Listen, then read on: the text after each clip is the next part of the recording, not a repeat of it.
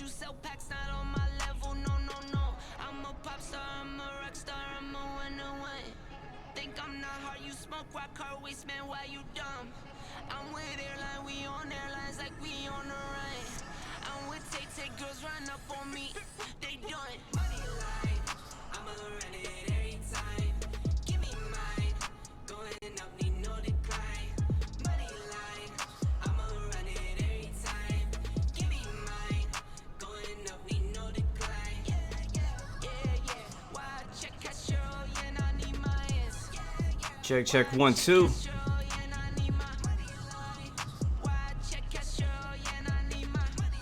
Yeah. What is going on, beautiful people? Cause I'm popping.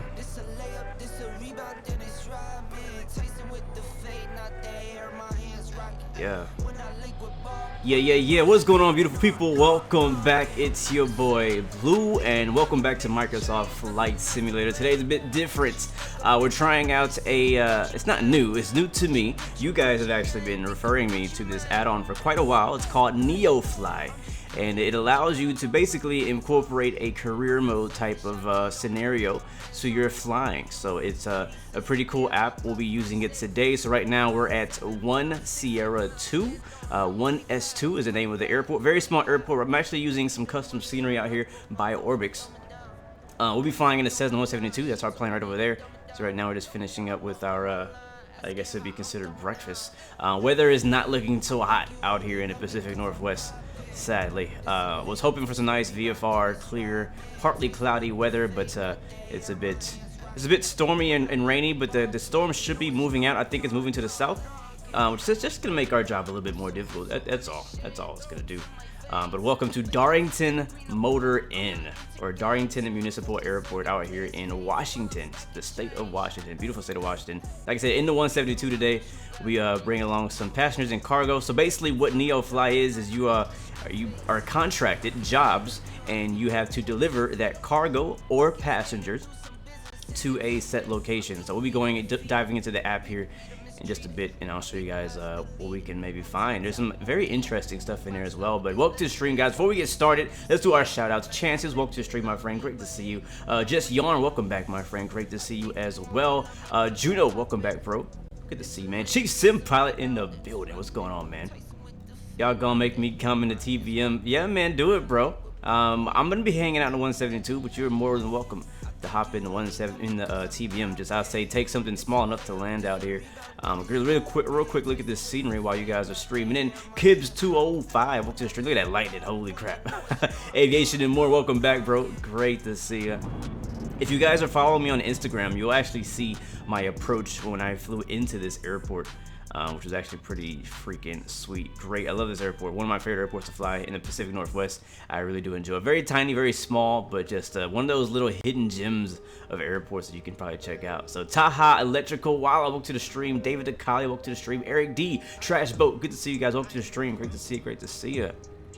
It is going down, baby. See, we got a aerobatic plane over here getting checked out. Legit. I see ya. All right, let's get started. Cause I don't even know where we're going. We don't have a flight plan. Again, if you want to join us, free to join us. It's gonna be mostly like a bush flight, but at the same time, we're making a little bit of change on that, a little bit of money. So again, we're at 1 Sierra 2, or 1S2 is the name of the airport, and we're on the USA East server, and all players. That is our settings. That is our setup. Let's go ahead and bring up the NeoFly window here. Boom, big old window. Jesus, it's massive. I'm gonna take the chat down just for a second so it doesn't crowd the screen too badly, and maybe I'll make it smaller because it's huge. Let's see. Here we go. Nope. Yeah. Nope. How do I move you? Oh, it's this one. There we go. All right.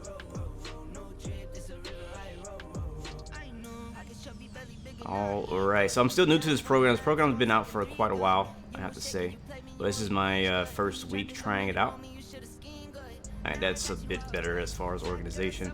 So, let's see. So right now we're at 1 Sierra 2. You can see here on the map, this is where we are. This is one of the jobs that we can pick up. There's just a bunch of planes down here that we could rent. But we're gonna fly our own plane, which is the 172 with the G1000. And there's a few jobs coming out of this airport. The first one is a drop zone, which is kind of what I want to try because I've never done one.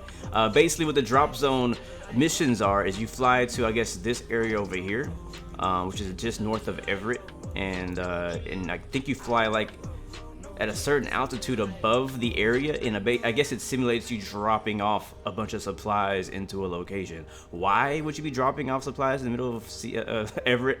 I don't know, but that's what they do, and there's a lot of those scattered all over the globe. There's also this one over here going to another small strip, which is north of Anacortes. We got another one. All these are very short, about 43 miles is this one, so I don't want to do anything too far. Because I want to get in a few jobs here and make a little bit of money. You also see how much they cost to pay right now. It's $5,600 for the drop zone mission. That's the best paying one right now. And if we don't like any of those, we could hit reset, and I think it might generate some more for us. So yeah. So what do you guys think? What do you guys want to head to? I'm doing good, Trash Bro. Thanks for asking. Let's see. I don't recognize any of these airports except for this one, KOKH. Might go there. That's Oak Harbor. That's probably cool. And that'll have us flying. That's a 42-mile flight. That'll have us flying over Arlington, north of Everett. Probably some nice scenery. It'll take us out of the mountains. I kind of want to I want to hit reset, and I want to see if we get anything else. Any new things coming up. Yeah, now we only have 4 missions. Okay, we have 3 drop zone missions now. I'm gonna try a drop zone mission. I've never done those. I don't even know how that works. We'll try that, and maybe the next one we'll do as a regular mission. So the drop zone mission is only 26 miles out, and that's worth $5,700. That's the best paying job we got right now. Let's do that one. It looks like it's medical supplies. So apparently some road is closed. There's an accident. Road closed at Jaeger Road to Wagner. So they need us to deliver, I guess, the medical supplies to this drop zone here. How to find that? I really don't know how to find that location. So I'm gonna right click on that and do fly. That's gonna bring us to our tracking view here. And yeah, so it's an emergency mission. We have 190 pounds of cargo. I think I'm the only passenger. I don't think, do we have a passenger? It says 1 passenger. So I guess a person carrying emergency supplies. We're gonna drop them off. I don't know how that works, but that's what's gonna happen. Yeah, so connect and fly. I'm gonna connect. It's gonna connect to my simulator. I'm gonna shut the music off because it actually does come with some pretty cool sounds, and you'll hear it here in just a second. All right, let's see. So right now, all right. So what we need to do is go back into Microsoft Flight Simulator and set our payload to at least 360 pounds. For the payload. So let's go back to Microsoft Flight Simulator right now, and we'll set our payload at 360. Transporter from dispatch. Emergency. Emergency. The doctor is on his way. As soon as he is on board, rush to the drop zone. Okay, yeah, there we go. Interesting. So yes, emergency. We're a little heavy. Might need to take some fuel out of it. So apparently a doctor is on his way to the plane, and then we are going to have to take him to the drop zone. So again, I don't really know how to find the drop zone. I don't know how that works, and in this horrible weather, it's going to be extremely hard to find anything VFR visually. So I guess we'll just wait. I think I need to get the engine started. Yeah, I need to get the engine started. Let's get the engine started for the guy, and we'll get going. This is gonna be interesting. I've never tried this. I've never done this. So this is gonna be completely new to me, guys. So welcome to the stream, guys. If you just joined us, we're doing a career mission here, an emergency career mission. All right, turning the battery avionics on. Let's get some lighting in here. It's a bit dark.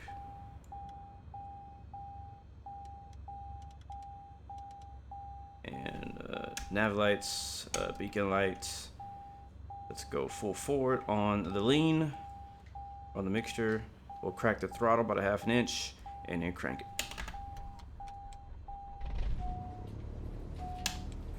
There we go. All right, now you can hear. System test. Okay. Hello, pilot. I'm the medic. Let's go. Okay. Let's go. All right. Well, somebody's life is in danger, so we need to hurry. Taxi lights on. Transporter, medic on board. Go, go, go. All right. Go. Dang, they are rushing me for real. You gonna give me some vectors or something? Can you give me some directions? I don't know where the heck we going. All right, let's go. This is different. This is different. All right, guys, we gotta go. Emergency. I need you guys to escort me.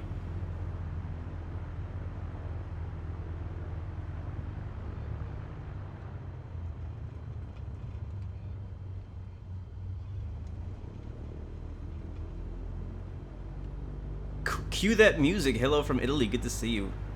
Good to see you.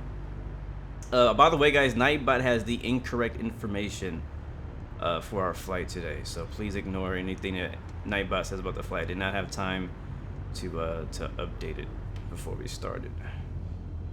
All right, so we have the medic on board, and we're gonna take them to the drop zone.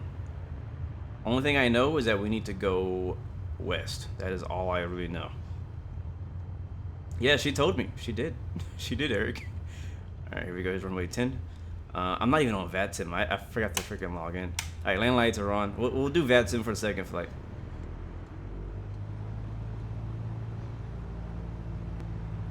All right, Darlington traffic. Cessna 172. Sorry, Cessna 116 Bravo is taking off runway 10, departing to the west. Departing immediately. Darlington traffic. All right, here we go. We're rolling. Left rudder, left rudder. All right, airspeed is alive. There's a very nice crosswind going on right now. Eee! Oh man, it's not raining anymore. That's good.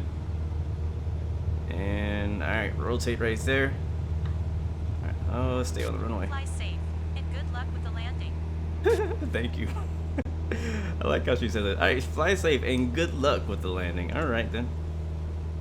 All right, let's get above these trees. Beautiful departure out here out of Darlington, Muni, even in the storm.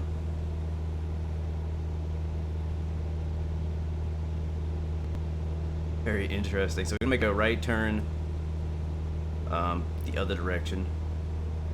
It does look great, Dougal. Even if you don't have the scenery out here, all this is how it always looks. The only thing that Orbix did was change the actual airport and some small areas of surrounding it. That's it. Nice, add some trim.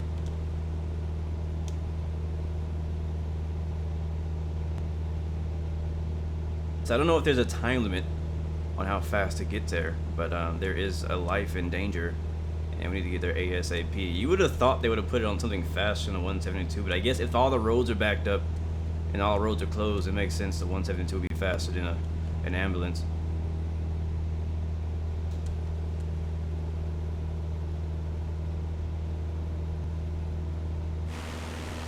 What up, my Foofy? Welcome to the stream, bro. It's like we left some people on the ground. I see a light down there. Oh, this looks dope.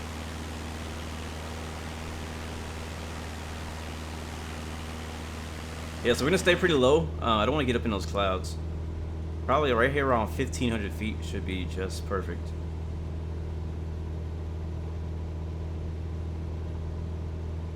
Yeah, so let's go ahead and level off here. We'll trim it out.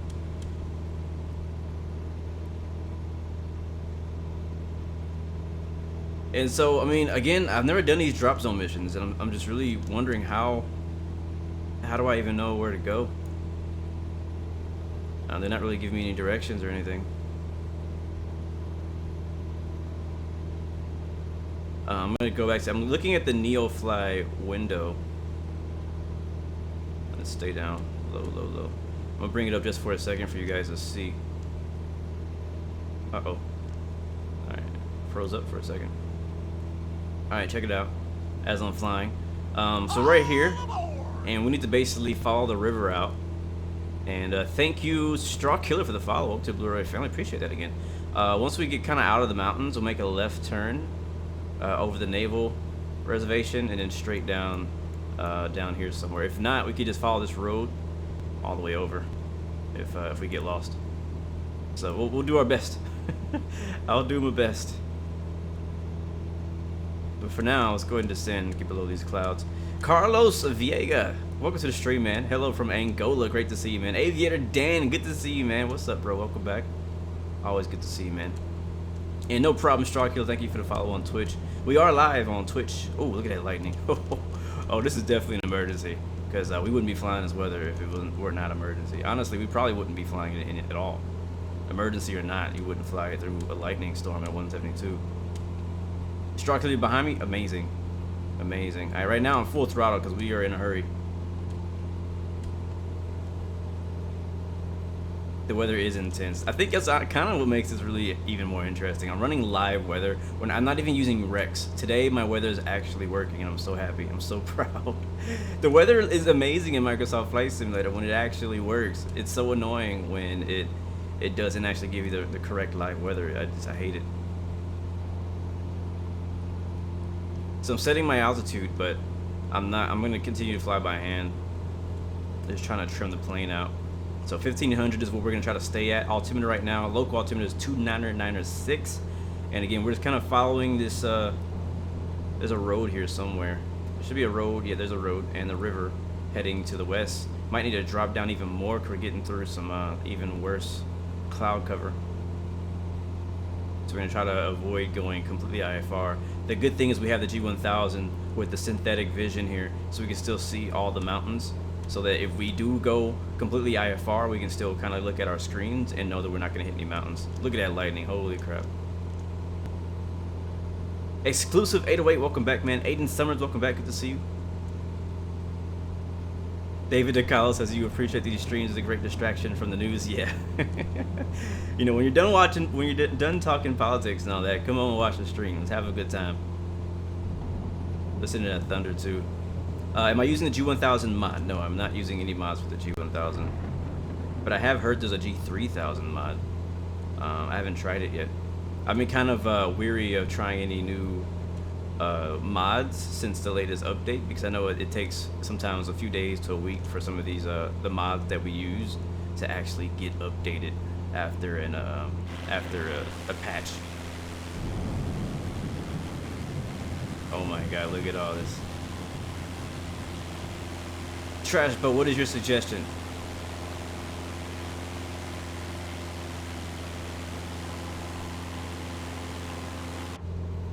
Alright, so there is the road right there that we're following. So I'm assuming we're probably carrying, you know, some type of organ or something like that. Some type of organ that needs to be delivered to the hospital. I'm not really sure how we would. I don't understand the drop zone idea though. Like, I don't get it. Like, is the doctor gonna drop it out of the window and somebody's gonna pick it up? Like, what is that really? What's really happening? Yeah, so we're staying low. I don't want to lose sight of the ground. The only way we can get there is completely by visual elements. So if we lose the ground, then we're not gonna be able to find anything. So right now I have my throttle full throttle, down at 800 feet above the ground. Can I do an orange flight on Atlas Air from Orange to Chicago? Orange what? What is Orange? Is that a city? Are we gonna see butter or fence smash like yesterday? I don't know. If there's a fence, there's always a chance for some fence smashing. So I can't say. We'll have to see when we get there. Say your name, Aaron Terrazas. There you go. Have a great day. Welcome back, Wesley. 1, 2, 3, 4, 4, 4, 4. Orange is Anchorage? No. What are you talking about? But it should be pretty short. It said it was only like 20-something miles. The issue for us right now is the fact that we can't just go direct there. We have to kind of go around. If I show you guys Sim Toolkit Pro really quickly, you'll see where the storms are. Oop, that's not Sim Toolkit. There it is. So you can see here, this is where the storms are right now. So we are here, and there's some pretty bad storms to our left, to our south, to our left, and above us. But we're kind of going right through the middle of it. So I'm still, you know, going to be some stray stuff that you're not going to see on the radar down there. Just kind of how it works.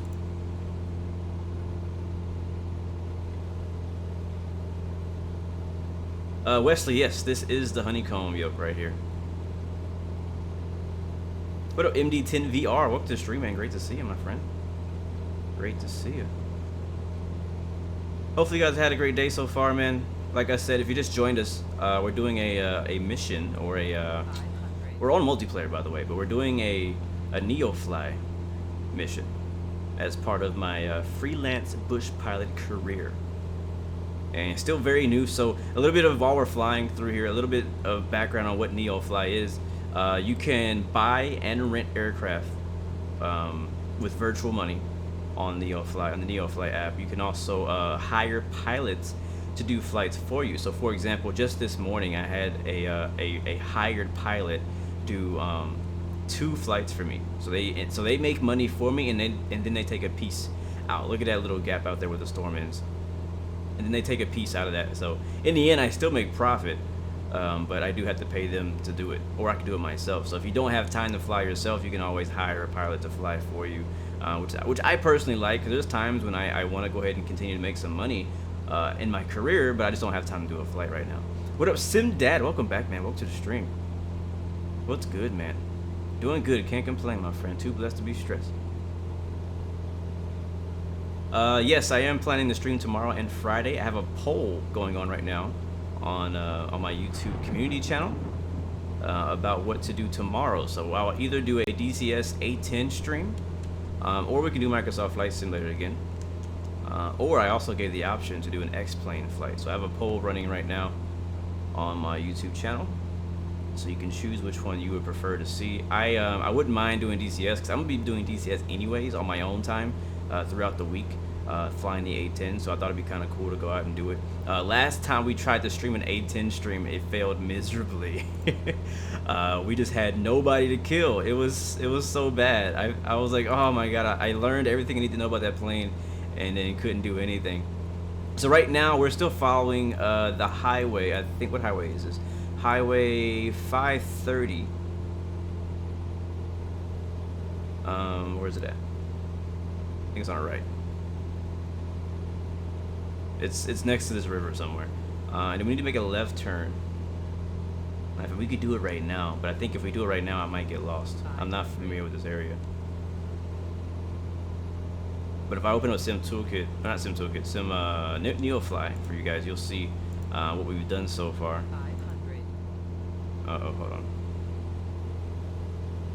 Yeah, here I am. So this is what we've flown so far, which is pretty cool. I like the way it tracks it. So we need to go down here. So I was gonna say we could follow the road to help guide us to get there. Because I think once we go this way, we might get lost and kind of disoriented.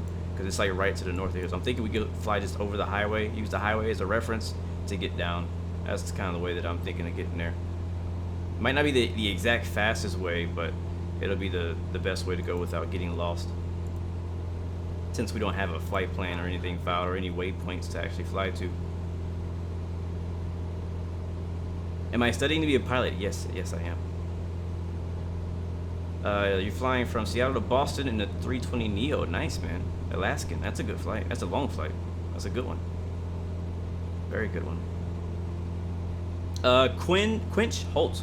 This is Microsoft Flight Simulator 2020, and yes, you can use a keyboard and mouse or an Xbox controller. If you really want to enjoy it, I don't recommend using keyboard and mouse. At least use a Xbox controller. If you can, try to get your hands on some type of joystick, even if it's a cheap joystick. It'll make it it'll make your experience so much better. Just trust me. All right, here comes the highway. Need to make a left turn here. It's kind of hard to see them. Everything kind of looks the same. I believe this is our highway off our nose right here. David DeCalla, right now I'm in Washington State. I live in Houston. Not sure if you're asking where I live or where we're flying right now. Doing a pretty good job staying low. There's a little high school right there. Staying low and getting out of these clouds. These clouds are threatening. There's a little airport right there. I think that is, what airport is that? Arlington. That's Arlington Field. I think that, yep, that right there, that's the highway we're following. So we'll keep it off our left so we can keep it in view. Kind of getting a little low now. Caleb Galloway, welcome to the stream, man. Welcome back. Great to see you. Oh, nice. You live in Portland. Yeah, we're not too far from there.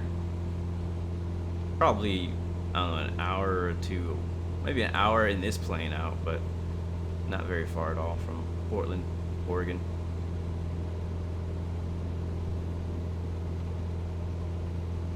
Yeah, I agree 100%, and I'll back you on that statement.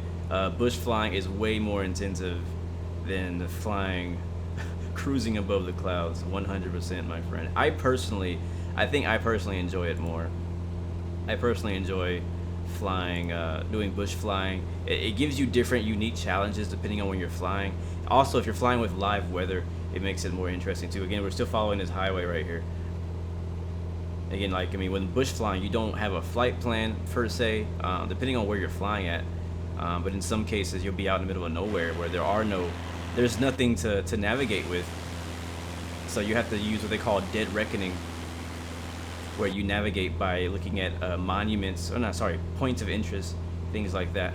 Which is one thing I love doing in Microsoft Flight Simulator, because it actually models a lot of those points of interest that you would need, even in real life, to help you navigate to certain places. Rising Aviation, good to see you as well. True Simulation, True Simulation, good to see you, bro. But yeah, tomorrow we'll either do A-10 in DCS and do some ground pounding. We'll be dropping some air-to-ground missiles and stuff like that, or we'll do some more Microsoft Flight Simulator or X-Plane. So it kind of depends on what you guys vote for. I have a feeling that you guys are going to vote for Microsoft Flight Simulator, so I'm trying to find out what flight we should do. Would you guys want to do another bush flight tomorrow, or would you want to do another airliner flight? Look at that. That looks beautiful, man. Oh my god, nothing beats VFR in Microsoft Flight Simulator, even when it's not VFR. Alright, we shouldn't be too far out. Shouldn't be. We are now south of Arlington. To our right is Marysville. If you're a local, you'll understand the names of these places. I don't, because I'm not from here. Make sure we don't lose. So it's getting harder and harder to see that road, but the road is right there.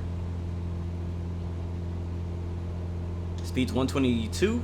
We're at 1,000 feet now. Weather's looking nicer out here.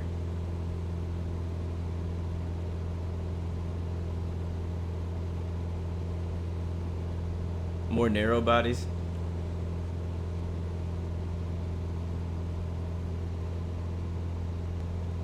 Yeah, I thought you would ask for that. That's all good. It's been a while though, honestly. It's been like a few weeks since we've done our group bush flying. So this is kind of like what that is now. So here's another thing it's kind of an unknown for me, because again, I'm new to the NeoFly app, the whole career mode system, and I'm new to this type of mission where there's a lightning. Have a drop zone area for medical purposes. So I don't know if I need to just fly over it and it just drops it out of the plane, or is the doctor inside of my plane gonna skydive down there, like, and then after that, where do I land? Do I go back to where we started, or can I just land anywhere and then pick up some jobs there? So curious to see how that works. Was it you, Captain Cross Country, that recommended NeoFly to me? I thought it was you. Yeah, I agree with that, Captain Cross Country. In the previous sims, flying with like Dead Reckoning and flying by, like, look at that. That actually looks like a road. You know what I mean? Like, these are objects that are there in real life. If you didn't have that, in the older sims, in the X-Plane and in P3D, they just have, auto-gen scenery. And so no, you can't really do that. You can follow like railroad tracks. You can follow roads and power lines, things like that, because all those were accurate. Or I should say are accurate in X-Plane, but you're not gonna find like, oh, there's a water tower here that you need to turn left at. You're not gonna find that. So there's Everett over there, 5 miles to our southwest.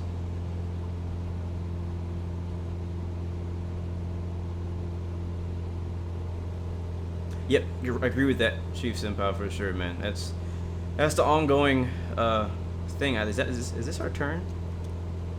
No, we're not turning yet. So we need to pass the lake. After the lake, we need to make a left. So this lake right here. We can continue following the road, but we're going to be going kind of like that away. So, but yeah, they really stepped up the game with the VFR component of Flight Sim. But honestly, that's a pretty small audience compared to the IFR people. When it comes to flight simulation, IFR is the majority of what people want to do, and it's fallen short big time. So until that's really worked on and worked out completely as far as the IFR capabilities of these planes, people are going to continue to go back and play the older sims. Alright, so I think our road just went off to the left somewhere. Oh, there it is over there. The cool thing is I remember when I went up to fly myself in real life, this is basically the way we flew. We didn't have a flight plan. The airplane didn't have a GPS. And the guy told me, he's like, alright, so I need you to just follow this highway. I was like, okay. So we just followed the highway. He's like, keep it off to your left side. And if you can see the highway, then you're good. I was like, alright. So that's all I did. I just tried to keep it straight, had it trimmed out, and we just flew, followed the highway until we got to where we're going. So yeah, so we've passed the lake now. I'm kind of going back and referring to the map from NeoFly. There's some traffic over there. We need to kind of make a bit of a left turn. So we're gonna stray away from this highway we've been following. And there should be another crossing road. I'm not sure how big that road's gonna be. It might be kind of hard to see, but it looks like it's like Interstate 2, I think is what it is. Yeah, we should be right over it now. Jason Turley, welcome to the stream, my friend. Lolits, yes, my PC specs are in the description. There it is right there. That's the road we're looking for. So make a left right here.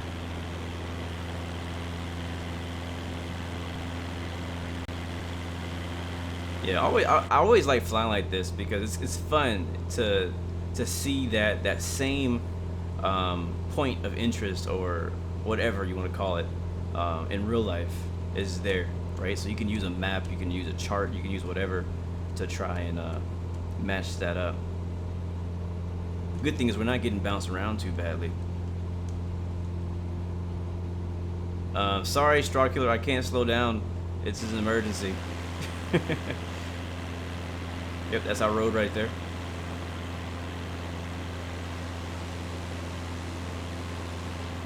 So once we finish this job, we'll continue and pick up another one. We'll probably pick up a normal one that actually has a destination. Another short one. It won't take too long. So pretty much straight on from here. We'll keep the highway to our right. It's gonna kind of like S-turn through here. Keep that off to our right. We're pretty much based on the map going directly in the right direction. So I'm just gonna keep it going straight this way, and we should be okay. Don't want to get lost though.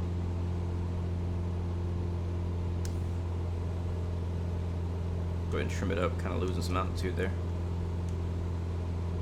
You can kind of see the sun trying to peek through those clouds. Let's see, how far are we gonna go? I'm gonna go ahead and bring in the map again for you guys to see and catch up to where we are. So this is where we are right here. And then this is Woods Creek, apparently is the name of where we're delivering this to. And this is the highway that I was mentioning right here, Interstate 2. Make sure I'm not dying. And so, yeah, we just kind of make a little bit more of a turn to the left and then kind of go that way.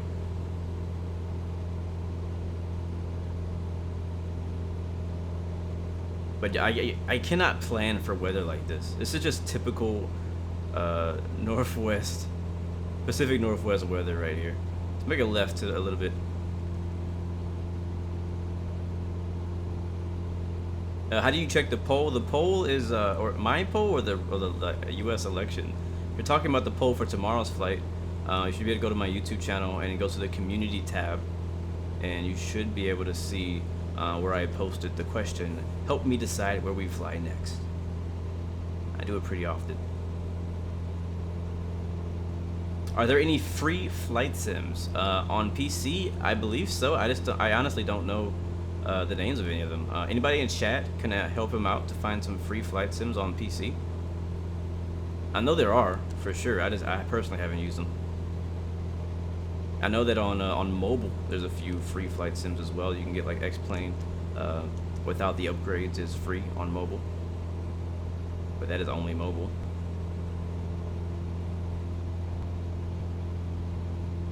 I like aviation. Let's see. Do you know if they will add a 737? Asobo will not add a 737, but another third-party developer that goes by the name of PMDG is currently working on a 737 for Microsoft Flight Simulator and is expected to release late 2021. So we have quite a long time to wait for. There's another, is that a racetrack or something over there? That's cool.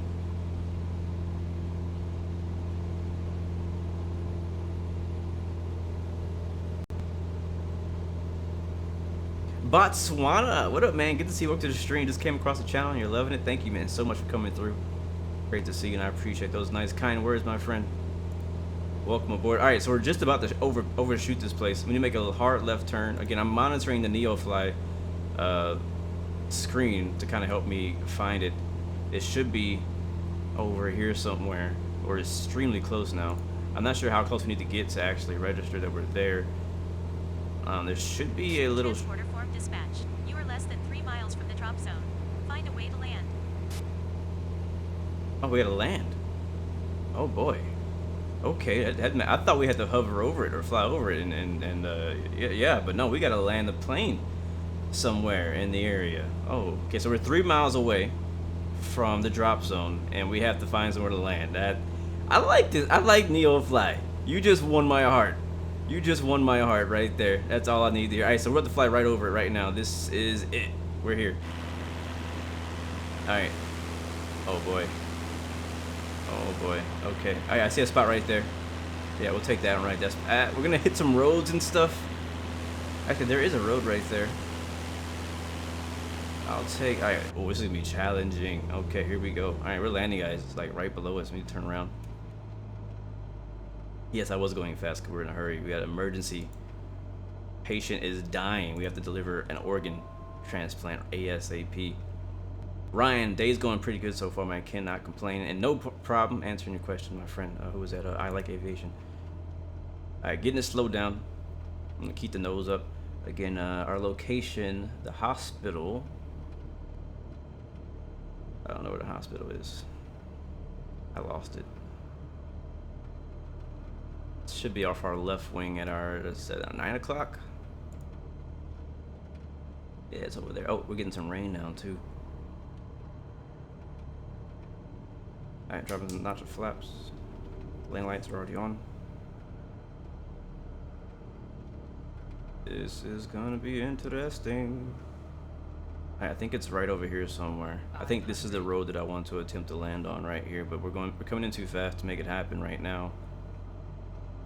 But this is where we're gonna land. See this road? This is what we're going for right here. This strip, this is where we're landing, guys. This is it. Oh boy, this is gonna be something else. We could land on the grass over here. Actually, that would make more sense. I think that'd be the safer option. Let's do that. I'm gonna make a turn and go around and come back and land on that little grass patch right there and deliver these emergency organs to the donor so they can live. All right, let's go ahead and add the rest of those flaps in, and it's gonna be a very interesting approach here. This is fun. I'm having fun. Whoever recommended this, thank you. Yeah, I thought about using the X-Cub as my first plane, but then I was like, what if I want to do longer distances, stuff like that, and so I actually ended up, switching to the 172 instead. But now I know why a X-Cub would be so helpful. Alright, this is not the patch that I want to land on. It's over there.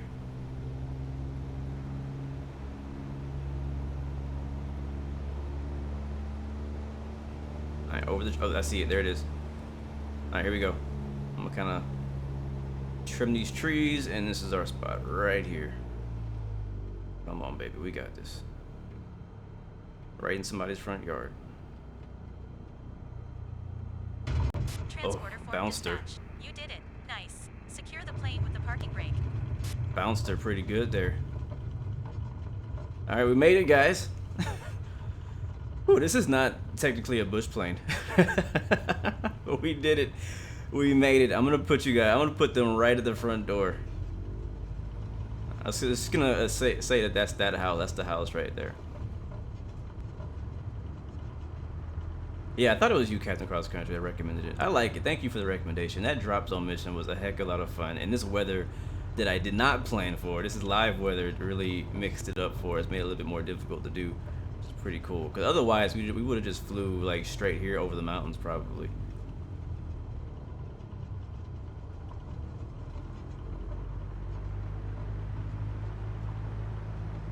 Haha, is the patient a PC and the organ a better graphics card? Yeah, let's go with that. That's hilarious. That's a good one. Alright. That's what we do out here in Blue Arrow. Freaking DoorDash. Right to your door, my friend. Parking brake set. Dispatch from medic. I'm on my way. Alright, medic's on his way. You can hear them. I'm gonna shut the engine off for safety purposes.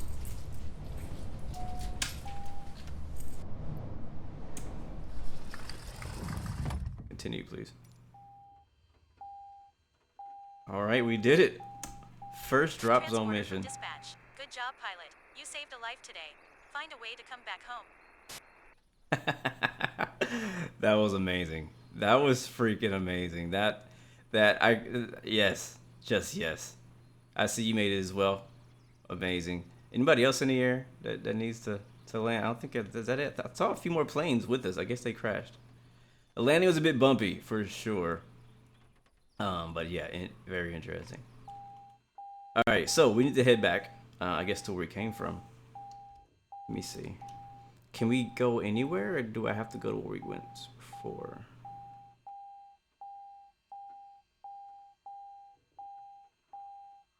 Let me see. Where's my plane located now? Okay, so it seems that whenever you do the drop zone missions, let me turn that beeping noise off. So whenever you do the drop zone mission, I'm gonna turn it on right here so you guys can see it. So this is our route we just flew. So we had to fly around these mountains to get here, and we followed the road through Arlington all the way down to this little spot. So you see, look how close I actually did get to the actual location. The location's over here. We got pretty darn close. I was gonna land on that road, but I decided to not do that. But pretty cool, pretty darn cool, pretty darn cool. But one thing you'll see is when you do those drop zone missions, my location actually is still showing that we're at 1 Sierra 2. So she told me to find my way home, but it wouldn't actually register that flight as anything. We could just do that just for the fun of it. But technically my plane in the system is back where it started. We completed the mission and put the plane back where we are. So what we could do now in real life, or in the real game life, is we could either oops, sorry about that. We could fly back to Darlington, or we could just spawn back at Darlington and then pick up another job and then go to the next thing, which is what I kind of want to do. I don't really want to fly back. Be honest with you, I don't really want to fly back. I want to just spawn there, pick up another job, and go. So I think that job should have made us $5,000. See, payment for mission emergency, $5,000. A New Balance, $68,000. And yeah, it was cool. So I think that's what I'm gonna do, because let me see what jobs we have at 1 Sierra 2. Let's do a reset real quick. There's a few more drop zones. I'm down to do some more drop zone missions. Actually, those were fun. Those were a heck of a lot of fun. So you know what, guys? Are you still landing? If you're still landing, I'll watch for a second. So he just touched down. What is he flying? A 182, maybe? 2-mile landing radius for drops. Cool. So you guys think, you want to do another drop zone mission, or do you want to do a to B one? Because there's some A to B missions that we could do too, where we landed at actual airport. I'm down for either, because the drop zone was so much fun. I'm down to do that again. That was too much freaking fun. So let me know in the chat. And what I'm gonna do is we'll wait a couple minutes, just a couple minutes, to allow the rest of you guys who are flying with us in the group to land on this grass patch. And then what I'm gonna do, I'm actually gonna just reload back at the airport we started at, and then we'll do our next flight. But I'll wait for some of y'all to land. Matter of fact, there's a 172 over there on his way in. Love how it sounds. Love hearing the sounds. Yeah, aviation DCA, that'd be pretty cool, man. Is there gonna be a 777 Echo? I've not heard any news on anybody working on a 777, but I would love to get a 777 in Microsoft Flight Simulator. I really, really want to fly a 777 in Microsoft Flight Simulator. Bailey Van, you didn't see the entire drop zone this time? Yeah, so I thought that we had to like just fly over it and then drop it, like parachute it down. Oh, here he comes. Is he gonna make it? Is he gonna make it? Oh, we can't see. Oh, I'm so sorry. I'm so sorry. I have the thing on. All right, it's gone. Thank you. I think he's going around. Yeah, he didn't make it.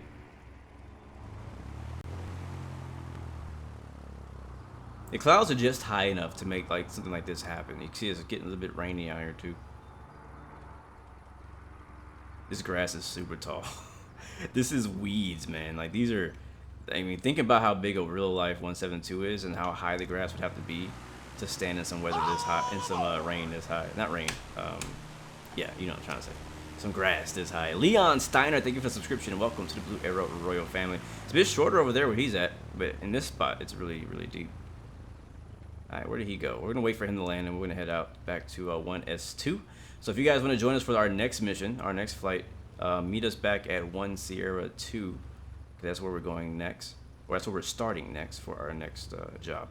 All right, while we're waiting for him to come back around, I am gonna go looking for another mission for us.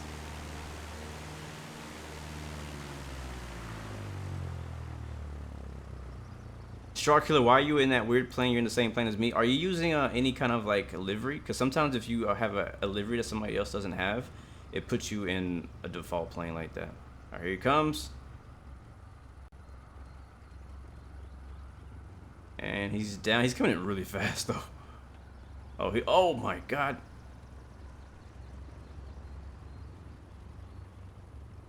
Well, he made it. He didn't die, but that was definitely not the smoothest of landings. That's for sure. All right, guys, let's get out of here. I'm gonna go to the main menu. I'm gonna respawn back at 1 Sierra 2. I don't have developer mode turned on right now, so we're not gonna be able to do it that way, but it's all good.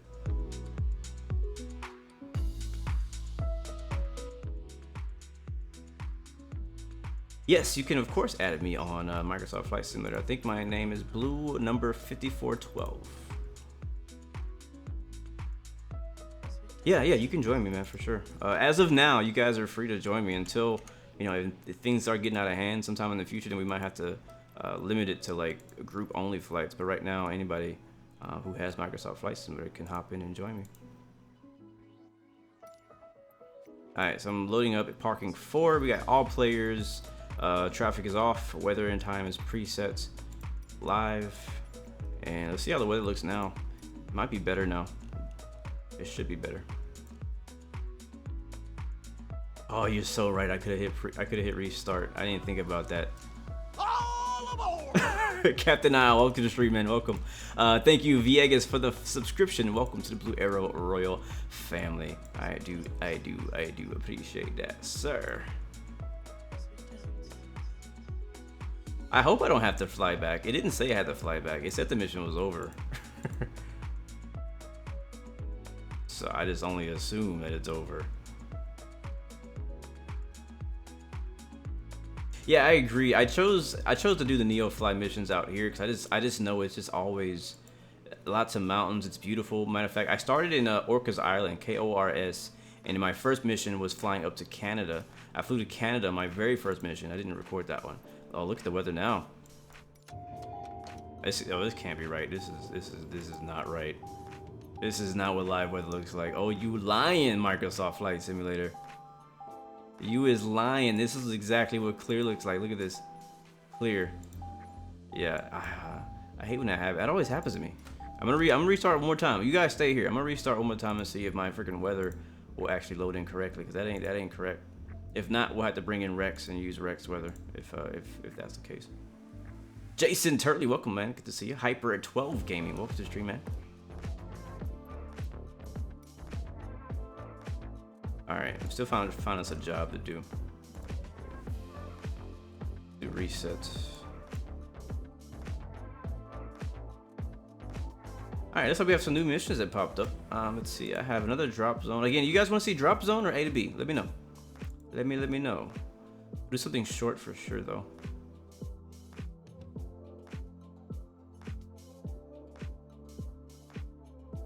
Oh, I'm back. All right. World map. Parking force as departure. And give me live weather, please. Like actual live weather. Don't give me no. Give me the live weather. Don't mess up on me today.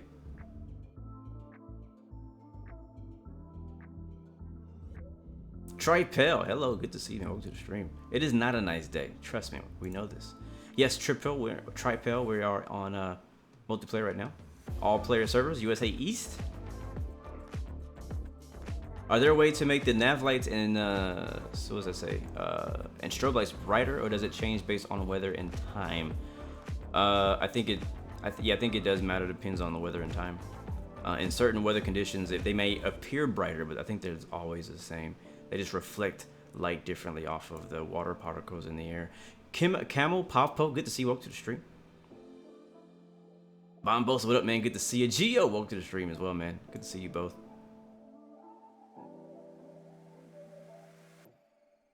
Alright, we're back. Yeah, this is not right.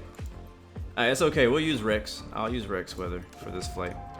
Because this ain't right. Watch the difference when I turn on Rex weather engine compared to what Microsoft is telling me this is. This happens pretty often whenever I do multiple flights. That's the weather force loading in. Captain Now, same thing. Yeah, Microsoft be tripping, man, for sure. For sure. Oh my god, why does it always ask me for my username and serial key? Alright, give me a second, guys. Like it didn't update. Like what the heck? I gotta retype in my Let me turn that annoying noise off.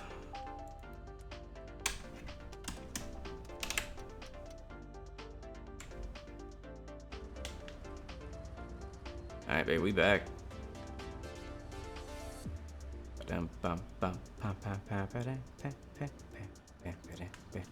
Alright, give me a second. I'm getting my Rex re-registered because it I don't know, every time I get in here it tells me I gotta re-register.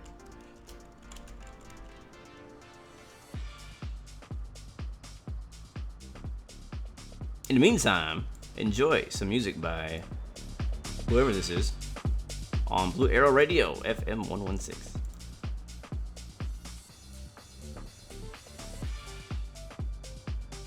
I gotta go to my email. Jeez. I don't even have Google open.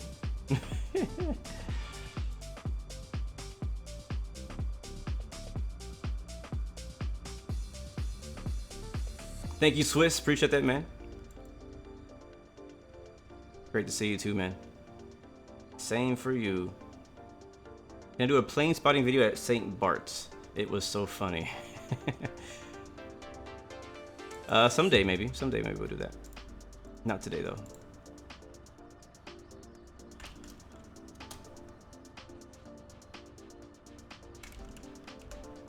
But yeah, so the weather is happens to me pretty often where I'll do a flight, like my very first time loading into Microsoft Flight Simulator for the session. The weather most of the time will actually work, but then if I restart or reload in or something like that, pretty often it'll just be like, I don't know, what is weather? I thought we were all about that clear sky life. All right, cool. So I got Rex registered now, so I'm gonna go switch to clear skies. One way I always test to see whether or not the weather is actually working is if you go to live weather and it's clear, and you know it's not clear based on, like, you know, the weather channel, and then you go to clear skies and it looks exactly the same. Very rarely in real life will it be exactly clear skies. You might see a few clouds in the distance, you might see the moon in an interesting position, but it's not going to be exactly the clear sky preset. So, but I have to set the clear sky to get Rex to work. So we're gonna go ahead and start the weather injection here. Yes, sir. East USA server, all players. And you guys still haven't voted if you want the drop zone mission or if you want to do an A to B. I'll give you a few seconds to decide. All right, so just watch the. Look at that! Look at that! Look how different that is. Rex for the win today. Rex for the win today. Rex weather engine. Want more information about Rex? Type in !Rex. and it'll get you the link to their website to check out all that stuff. Definitely no longer regret having it because of things like that. All right, so let's pick us a flight. You have to restart the entire sim once you head back to main menu after a flight. Okay, gotcha. Yeah, that's an issue they need to fix. That's an issue they need to fix for sure, man. What up, Christopher? Good to see you, my friend. Blue Ice Gaming 1 Sierra 2 is the name of the airport we're at. All right, let's see. I think I want to do another drop zone mission. They're all pretty short. This one goes pretty close to where we just went. I don't want to go to the same place.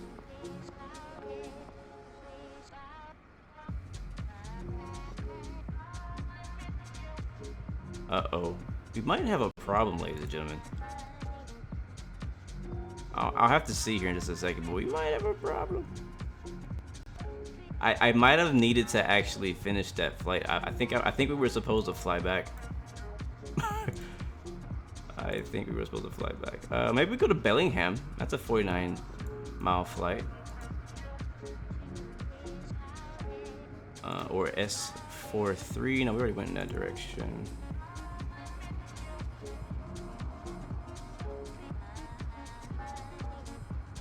Now these are VFR clouds. Yeah, buddy.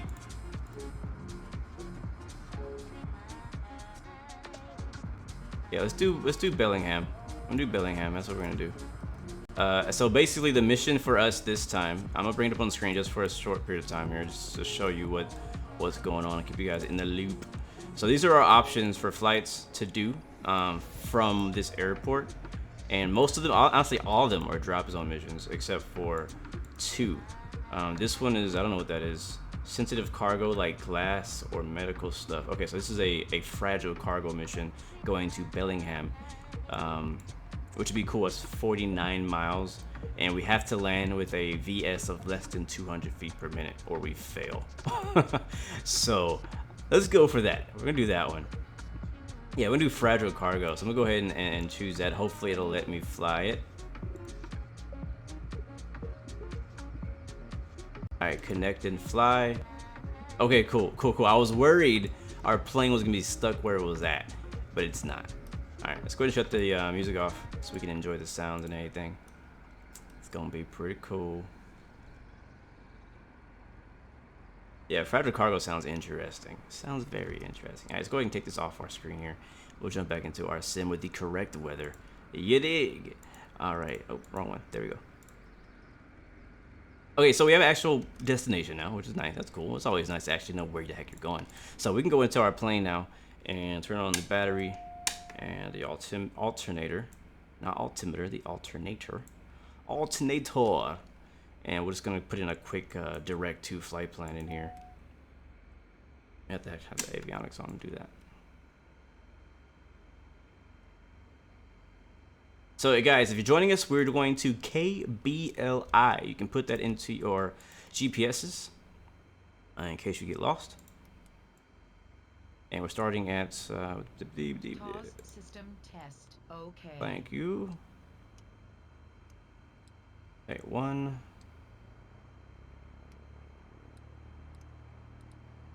Sierra and 2. There we go. That's what we're starting. Enter. And we're going to KBLI.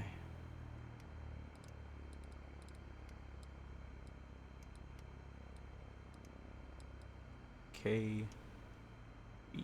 This cursor is so weird.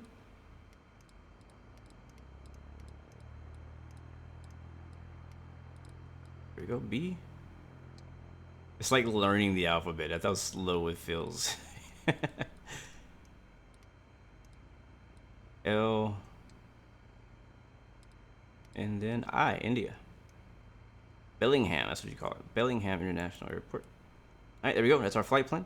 We're still gonna fly by, visual references, but I want to have the flight plan in there just so we know where the heck we're going. You know what I'm saying?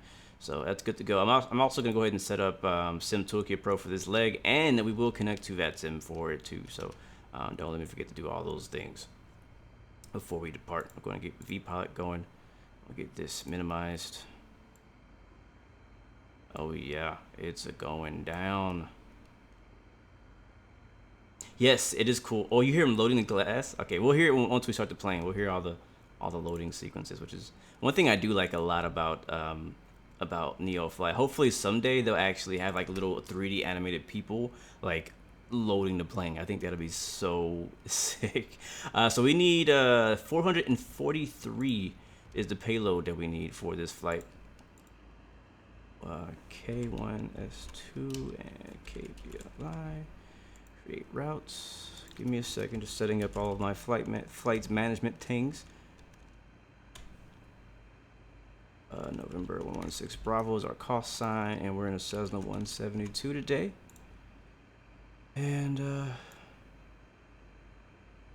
go fly now. All right, cool. That's set up. Again, we have to land a negative 200 or less. The pressure is on. The pressure is gonna be on this landing. Hopefully the weather's not too bad out there. Cessna 172, and let's see, there it is. Connect. I am now connected to VATSIM. Beautiful. It will be VFR. And destination is gonna be KBLI. Just following my flight plan. And be direct file. All right, cool. So if you're on VATSIM, you'll see me now. Hopefully. And all right, so I think that's everything I need to set up. Yeah, we're good to go. I can also go ahead and turn on our tracker thingamajigger now. Where is that? Flight info. Maybe, maybe not, maybe not. Okay, it doesn't work. All right, cool. So let's go ahead and load the cargo. Cargo, what did I say? 443 is how heavy we are, or heavy. Transporter from dispatch. It's a cargo mission today. When you check the payload and the flight plan, please release your parking brake to start. All right, so I need to. Wow, we're not gonna have much room for fuel. Put as much fuel as we can fit, but that glass is pretty heavy for this 172. There we go. All right, so there we are. So right now we are max takeoff weight. Oh boy. All right, I don't hear them loading the cargo. I think I have to start the plane. Start her up. Transporter form dispatch. Loading cargo. Please stand by.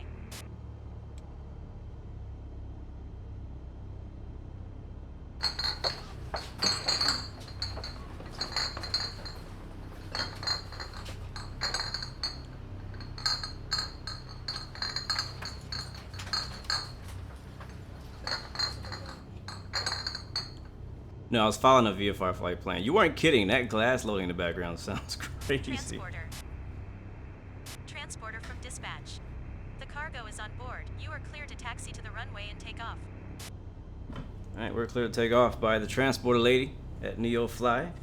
All the glass has been loading in the background, so we got to be extra careful today. We have fragile merchandise in the back. And let's see. All right, so we'll take the same route out of the canyon that we did before, except this time we'll go north. And we kind of have some visual reference of where to go to, so we should be good to go. Parking brake released.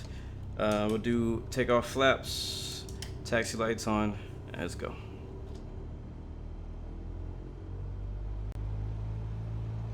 CCW Learner, good to see you. Welcome to the stream. Anybody else who's joined us or asked any questions here in the last few minutes, sorry if I missed you.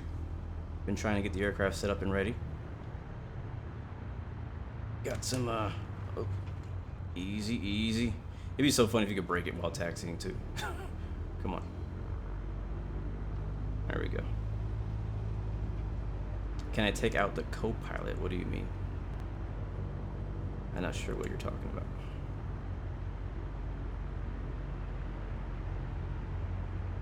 Oh, yeah, you're right. I can take out the co-pilot. We don't need the co-pilot for this flight. Let's go 0. There we go. Just us. Kerbal Master, hello, welcome to the stream, my friend. Good to see you. Oh, it froze. Okay, there we go. All right, so I'll cruise at we'll have to kind of judge it, but we'll start at 1,500, but we'll probably make our way up to about 3,000, maybe even 5,000 feet by the end of the flight. We'll kind of judge it by the clouds out here. I'm gonna go ahead and line up on the runway. Darlington traffic, November 116 Bravo is lining up runway 10, Darlington. set these things down here. Transponder set to alt. We'll be squawking via far.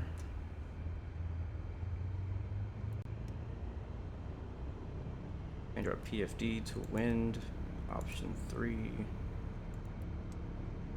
Back. Everything else looks good. Alright, let's go.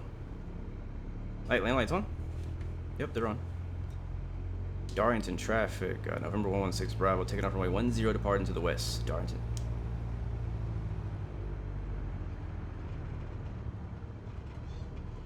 That sounds scary, Hunter. Alright, taking my eyes off chat, and guys, we are rolling. Still got a pretty decent crosswind out here.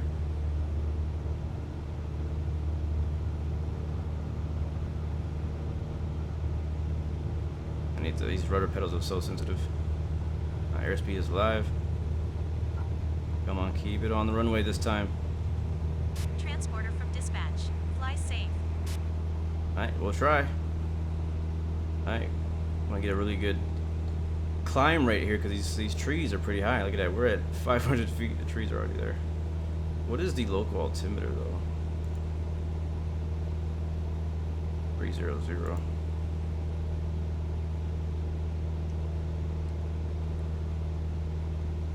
I'm making a right turn.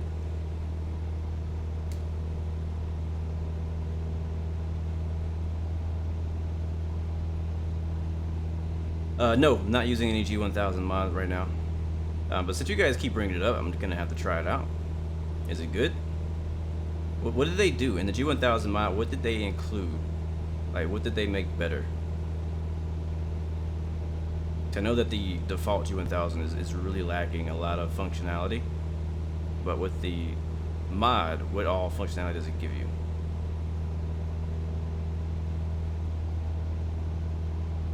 Alright, so we're going to be on a right downwind now for runway 10, except we're departing. We're departing on the right downwind. We got our neighboring traffic over there. Again, want to stay smooth. We got lots of glass and fragile cargo in the back. Let's go ahead and trim it out again. Like I said, we'll head straight ahead just until we get some altitude, and we'll also kind of judge how high these clouds are going to be. Let's see, where are they at? Might have information. Yeah, I don't know how high those clouds are.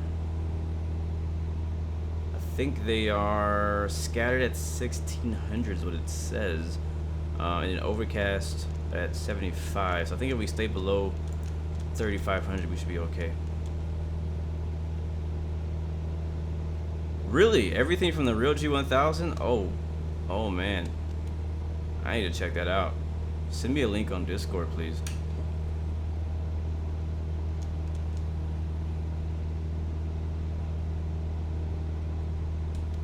Oh, you know what? I'm not even on freaking Unicom. Let's switch our radios over to Unicom. Is it this one? Yeah. 122. No wonder nobody heard me on VATSIM. That's what.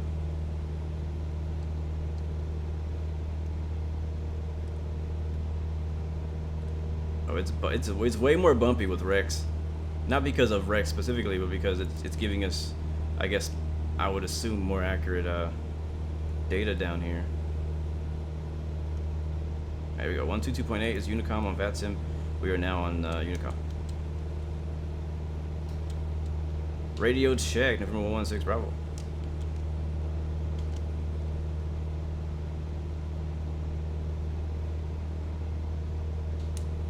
Oh, I'm on the wrong frequency again. It's 122, not 120. How did I do that wrong? There we go. Darlington, Unicom, November 116 Bravo, radio check. Not sure if anybody's in the area. No, show Bordy. What's up? I hear somebody attempting to talk. I hear static. I'm gonna set my altitude for now to 3,500. So we should be safe at that altitude, but I'm gonna stay below these clouds. We'll have to see. And then I'll set my heading because I might go into autopilot here because we're gonna be fighting this wind. Right now, I'm still trying to trim it, but we're getting thrown around. You installed Sim Toolkit Pro now. Where do you see the landing rate? You'll see it on the actual Sim Toolkit app. After you land, it'll tell you what your landing rate was, and it'll also log your landing rate. So if you go back and look at your past flights, it'll tell you what your landing rates were for each of those flights, as well as it'll show you your entire flight path you did for each flight too. Alright, let's go ahead and set the autopilot on. So I'm gonna go over here and hit flight director, nav. Right now I'm just arming them, it's not on yet. So hit nav, no, not nav, heading mode. There we go, and that should be good. And since we're VFR, when you're flying VFR, you always want to fly plus 500. So like if you're going 3,000 feet, if you're planning for 3,000 feet, you want to fly 500, 3,500 for VFR altitudes. That's all below 17,000 or 18,000. So actually, since we're flying west, we should be flying odd numbers. So 3,500 would be perfect for our direction of flight. Yeah, I agree. I like Rex. I do. At first, I was kind of like, I don't know. Sometimes I like it, sometimes I don't. Oh, I see you guys over there. But my only complaint with Rex is I don't like seeing the weather change. That's something I don't like. Alright, let me set my altimeter, which is gonna be 300.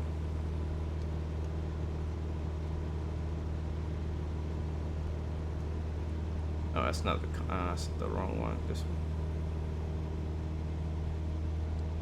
There it is. 300. Alright, there's 3,500. It should level us off now. I don't think it is. Let's hit alt. It ain't doing it. Yeah, I'll hit alt too. It didn't stop me for some reason. Triple, we're on the USAE server, all players, my friend.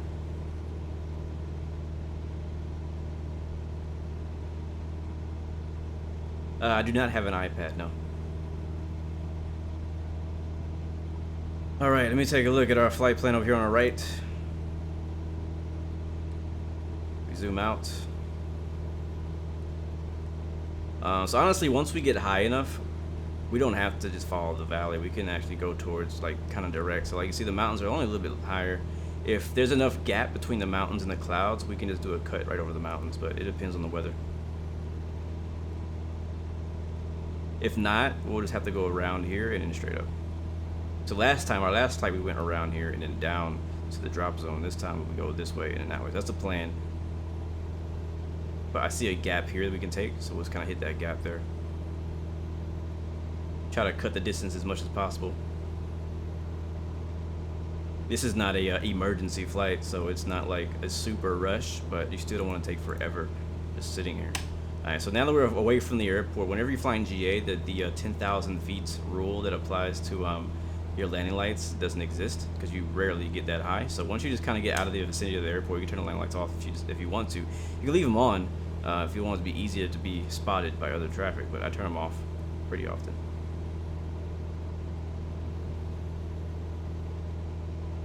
And if you take a look here at Sim Toolkit Pro, oops, not that. There it is. You'll see where we are and where we have been. So you still would have this pretty bad storm, or I don't say bad storm, but this rain happening where we are right now. But the weather in Bellingham is it shouldn't be that bad up there. I can change the map style to satellite. Then you can kind of get an idea what the terrain looks like in between. And right now it says we're 20 minutes out, which isn't bad at all on 172. We should be there in no time, man. In no time. Uh-oh, my mouse got stuck.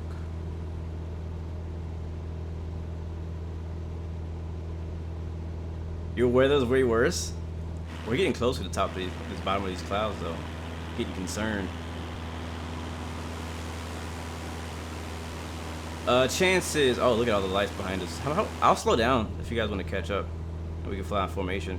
Make it a little bit more interesting. Pulling the power back a little bit. Probably about 75% now on the throttle.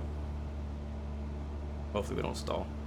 Is it worth it to buy Rex or should you wait? It depends. It's hard to say, honestly. Like for me personally, Rex works for me. Like I at first I was kind of like taking a chance on buying it, but I was like, I don't know, man. I really don't know. But it depends. I mean, because the weather, whenever the weather does get fixed, you won't need it. You know what I mean? Whenever the weather starts being accurate and starts connecting correctly, Microsoft Flight Simulator, you don't need it. Like, so if the weather is working in Microsoft Flight Simulator and it looks like it's supposed to look, then personally I don't use Rex. But today in the second flight where we loaded in and we saw that it was just clear skies on a rainy day, I was like, yeah, this is not cool. So I went ahead and turned Rex on. So for that reason, it's worth it, but it depends if that value is for you, because, you know, once you buy it, I don't know if you can get a refund. Yeah, I agree with you, Captain Cross Country. I would like to get an iPad. We're getting a bit into these clouds now, for training purposes, because I want to use ForeFlight and other things, like a digital, you know, to track my flight, stuff like that. But yeah, just I don't know when I'll get an iPad. I'm gonna descend a little bit, guys, because it's not getting better, and next thing you know, we'll be completely IFR. I'm gonna do nose down. Let's go down 1,000 feet. Or no. Well, I want to change. Oh, there we go. Yeah. Vertical speed. Down. We'll do like 500 feet per minute. Trying to stay VFR, guys. I'm trying to avoid going into clouds.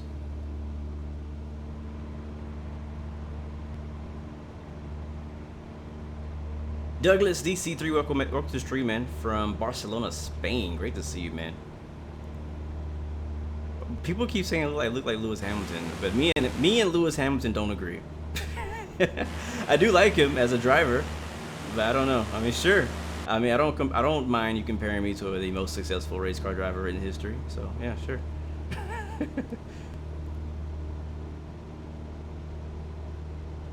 CCW Learner, Rex is a weather, a METAR-based weather generator.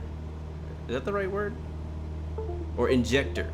Basically, it's a weather injector. It injects weather into the sim, so it doesn't change like how clouds look. It doesn't do any like visual changes. It just basically puts the clouds where they're supposed to be when they're supposed to be that way.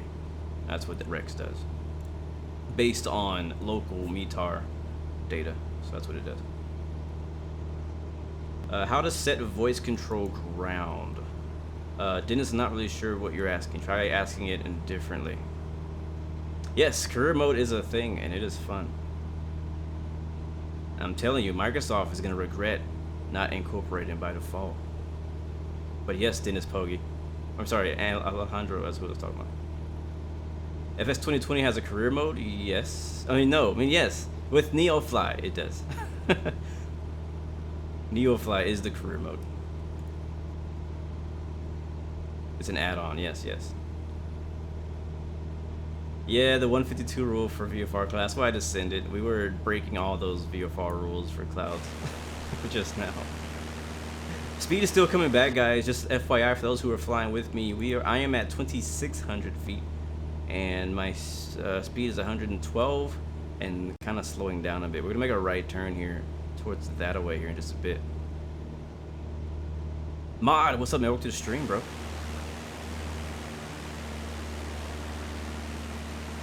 Voice control for AI, ATC, and ground control. I don't know. I've never tried doing a voice activated. Is that what you're saying? Voice activation? Let's hit that gap right there. See that gap we just saw? Hit that gap. I've never tried that. I just know you have to go to here, hit the ATC menu, and then click on whatever frequency you want to be on for Microsoft Flight Simulator. Right now I'm on VATSIM, so I'm not even using that. I have it turned off. Friday, you're gonna go fly at 172, and you're excited, bro. I'm excited for you, man. I'm really excited for you. It's gonna be an experience you're never gonna forget. Even if you become a like successful pilot someday, You'll never forget the first time you got to go fly 172. Yeah, no problem, Dennis. No problem, man. Yeah, I wasn't really sure what you were talking about. Alejandro Gonzalez, what is NeoFly? Again, NeoFly is a third-party add-on that creates jobs for you to fly. You can buy and rent aircraft. You do flights or contracts, and then you make money doing them so that you can earn enough money to buy other planes. It goes all the way up to airliners, guys, so it's not just GA. So right now, I'm just getting started. So all I have, only thing I own is a 172, but eventually, hopefully, one day, in the near future, I can buy or rent an airliner or even like a King Air 350 or something like that to make a bit more money and progress a bit faster. You can also hire other pilots to fly your planes to help you make money a bit quicker. So there's also a sandbox mode. So if you're not interested in being restricted to only being able to fly the planes you can afford, you can do sandbox mode, and it basically opens up everything. You can fly whatever the heck you want to fly. Also, one thing I should mention is you have to, I don't know how it works, I haven't done it yet, but you have to earn a rank for each type of class. Right now I have a single engine cadet rank to only be able to fly planes of this size. If I want to fly a Baron 58 or a King Air, I have to get the multi-engine rank. I'm not sure, I think you have to do some kind of like flight test to do it. I'm pretty sure it's easy, like take off and land. But that's another thing you gotta do, which is cool. I kind of like it that they incorporate that. Kind of makes you feel like a bit more realistic in a little bit of way. Moz, your third time, but still, yeah, man, even the third time. I mean, I've only been up there twice in real life to fly 172, and every time I get in it, it's usually after a long period of time, but it feels like my first time. Dennis, you're training in a Cessna in real life right now, bro. That's dope, man. Well, best of luck to you, man. Pilot to ATC is another add-on. Is that for ATC? I think it's for ATC, right? Akira Akawa, welcome to the stream. Good to see you. Alright, you guys behind me catch up yet? Oh yeah, there we go.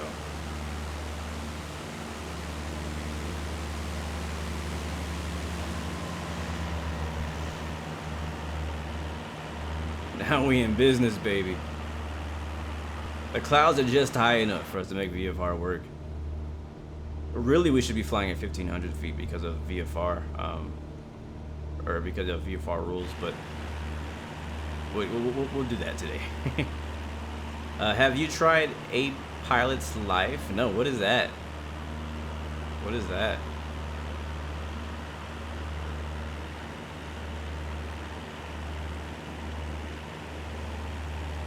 Lars Trone just soloed on your 14th birthday. Oh my, a few months ago in a glider, bro. That's cool.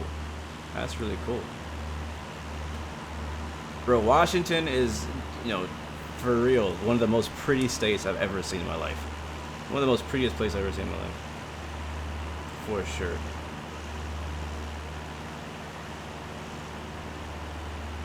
Yeah, Mott, my social media should be at the bottom of the screen at I Am BLUGAMES. I will not be discussing the election in any of my streams. I do not enjoy talking about politics. I'm not very interested at all, to be honest with you. Might as well talk about golf.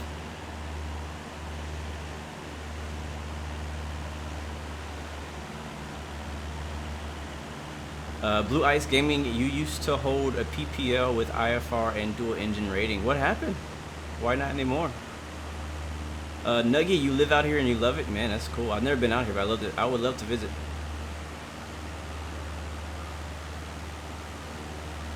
Can you use an Xbox Game Pass code to install on your Xbox? Not yet. Not until it releases on Xbox. It's not yet released on Xbox. So whenever it does release on Xbox, you better use a Game Pass.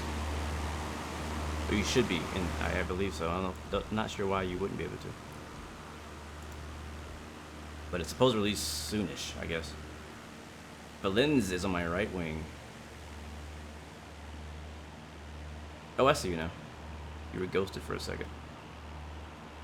Have I been doing DCS lately? Yes. I haven't been streaming it, but I have been doing DCS on my own. Over the weekend, I went and relearned how to fly the A10 Warthog. Uh-oh. Weather's changing. Uh-oh. Uh-oh. We gotta go down some more. It says we're low on fuel. We're good. We have enough to get there. We're almost there. We're not far at all. We're only 13 minutes out. It's going to descend because the clouds have now eaten us up pretty badly. I'm gonna go down to 1,600 and we'll set our vertical speed again.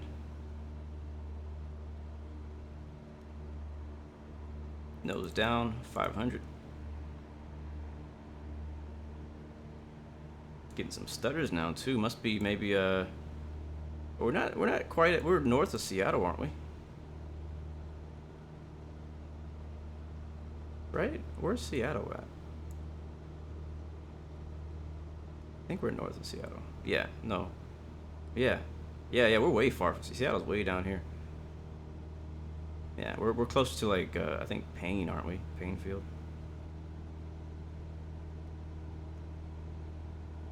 Yeah, here's Paynefield right down there. Arlington, and then Bellingham's right there.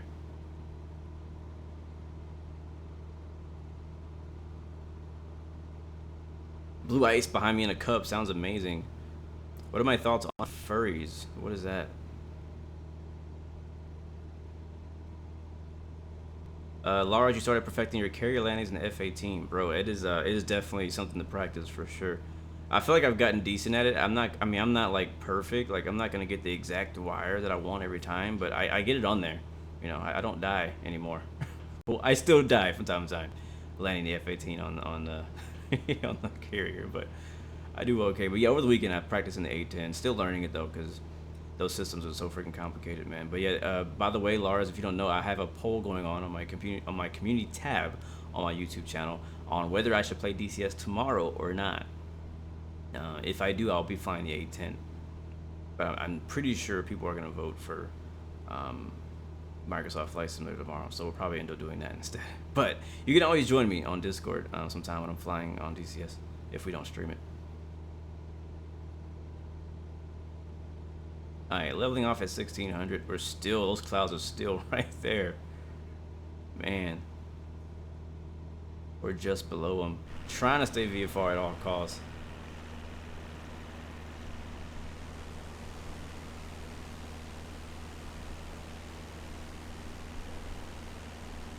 But yeah, I always loved flying in Seattle. Back on X-Plane, I own all of Orbix's scenery. All the True Earth scenery for Orbix, I have it all.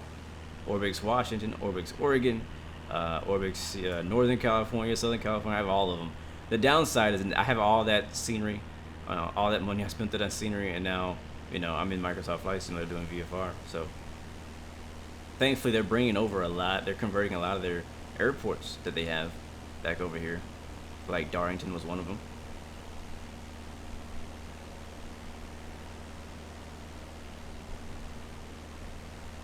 Lars, I told you, I know you guys. I know you guys, and it's okay. It is okay. This is exactly why I put it to a vote.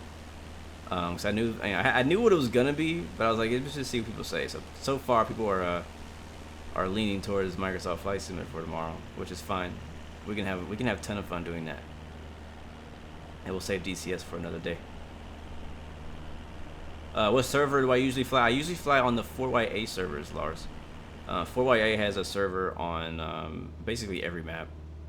And so I've been flying that. I know they have one on the Caucasus map, which I used to do a lot of times. You'll see a few live streams of me doing the Caucasus map in Russia. But lately I've been flying the new Syria map for the 4YA server. And then I also been doing Persian Gulf too. But mainly lately, I've been doing Syria because I bought it and I haven't been using it. So like, let me go ahead and use it. Mod, what kind of requests are you requesting? Let me know. I still don't know what the heck a furry is. Dennis Pogge, we're flying to Bellingham for this this mission. How are we doing on time? We might have time for one more short flight after this. Yeah, we should have time for one more short flight. We're like 6 minutes out right now. Bellingham's gonna be on the other side of this mountain, so we're gonna go around, we're gonna loop around, and we'll land over there. Want to make it more VFR? They need to add more birds. They have birds, but I've never seen them.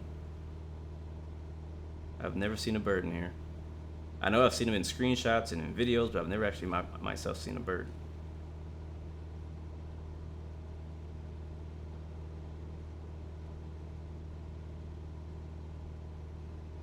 My wife's on lunch break, so I'm texting her back.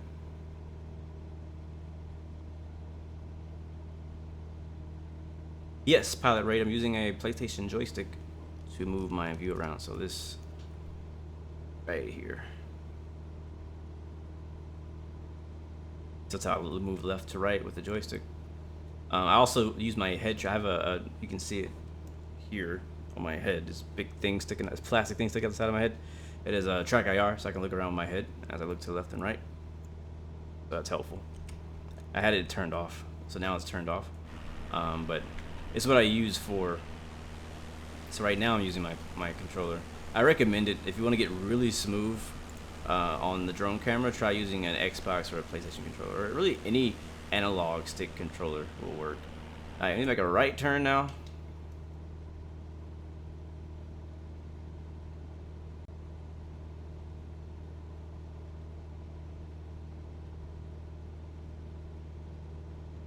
You only have the caucus? Yeah, I have. I don't have any of the old school like the channel map or any of those, but I do have. I have Nevada map in DCS World. I have the Persian Gulf map, and I have the Syrian map. So if we do DCS, we'll have to kind of figure out what map to do. I might do caucus just because most of you guys have caucus. Alright, Bellingham is right ahead.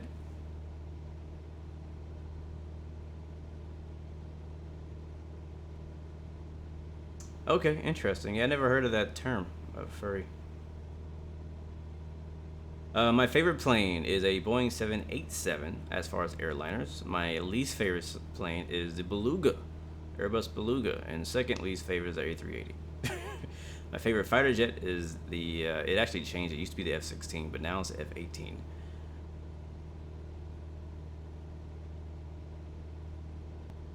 Favorite GA plane is a King Air 350. Favorite private jets is the Challenger 600 or the Global 600. What do they call it? Bird suits ain't cheap. I didn't even know about that. SMZO somewhere in the bushes. Where is SMZO? Is that South America somewhere?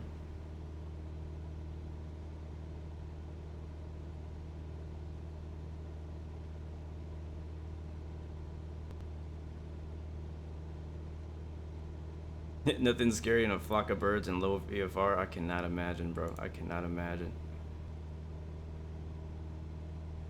I should start my own Blue Reapers. I sort of have something similar. It's not called Blue Reapers, but we're the Blue Arrow Force. But it's very small. Just like 3 of us. But yeah, it's just not organized like them. I don't have enough knowledge of everything to really make it as legit as I would like it to be. But right now, it's just a group of us who like playing DCS World and fly my liveries. That's about it. Alright, that's the airport right there off our nose. So again, remember, the whole goal and point of this flight was we're carrying fragile cargo. So we have to land with a landing rate of less than 200. Which shouldn't be too difficult in a Cessna. But it's very easy to float it and smash it down as well. So I'm going to go ahead and disconnect the autopilot. And we get prepared to land. It looks like the wind is going to be in favor of landing the other direction. So we'll enter into a left downwind.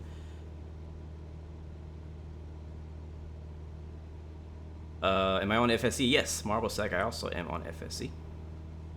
This is not an FSC flight, but I do have an FSC airline, Blue Arrow Charters. And we have a pretty cool group of guys.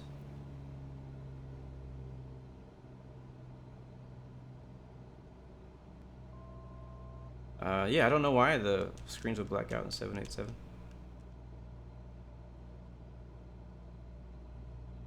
Alright, here we go. That is our airport right there. And you can tell by the wind indicator right here. It says the wind's going that way. So I'm going to assume that is the same on the surface too. Unless we look down and see if we can find a windsock down there. I don't see any windsocks. Sometimes it takes a while for the windsocks to like show up. Grant Stites, welcome back, man. Good to see you. Bellingham traffic, Cessna 16 Bravo, left downwind, runway 18. Bellingham traffic. Is it 18? I think it's 15 actually. Yeah, it's 15.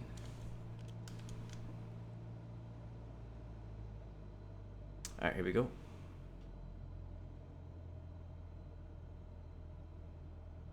Landing with precious glass cargo.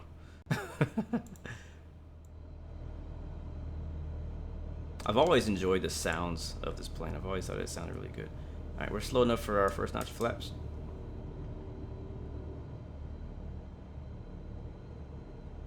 Thank you, Blue Ice. Ada says runway 16. Yeah, I couldn't read it. I wasn't looking at the chart. Hola, Harold. Good to see you, man. I'm just clicking that trim. 500. 500. Another notch of flaps. Add some power. Let's go ahead and turn it in.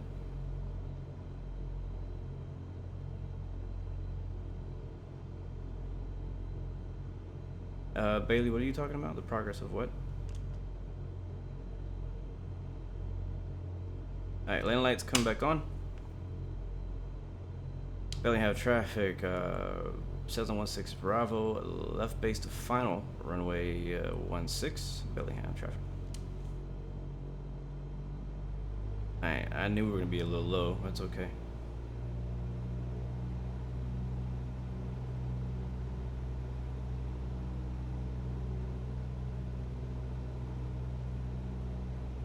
Alright, wind's in our favor. It's going right down the runway, so we shouldn't have too much of a crosswind.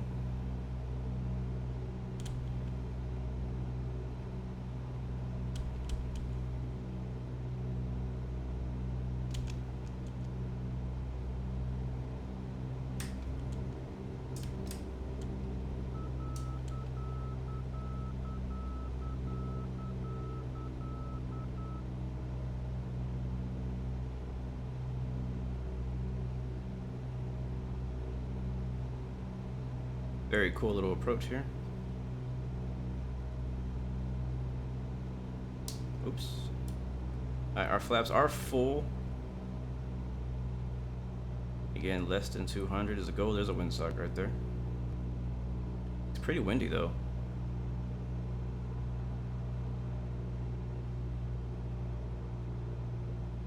We're gonna be extra careful.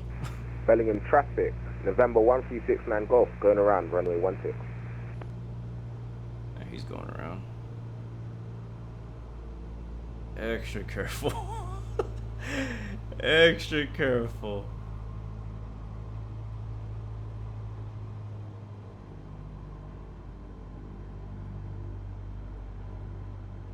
Hold it, hold it, hold it. Transporter from dispatch. Go to the parking so we Ooh, can check baby, the that cargo was status. that was smooth and dead. That cargo's done. That was smooth. We flowed the heck out of it, but I want to put it down as soft as possible. Man. Alright guys, welcome to Bellingham. We're exiting the runway now. We'll go ahead and report clear once we get past the bars.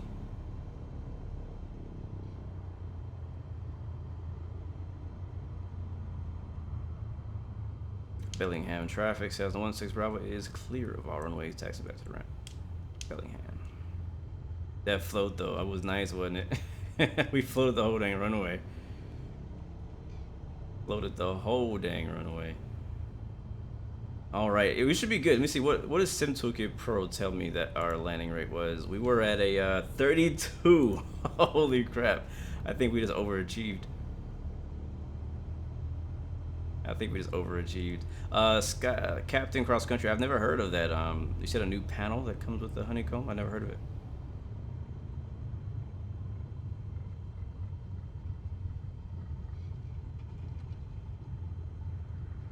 Remove the VFR map from the game Butter Smooth. How do you remove it? Like completely? I don't use it, so. But thank you, F1 Racer Dan.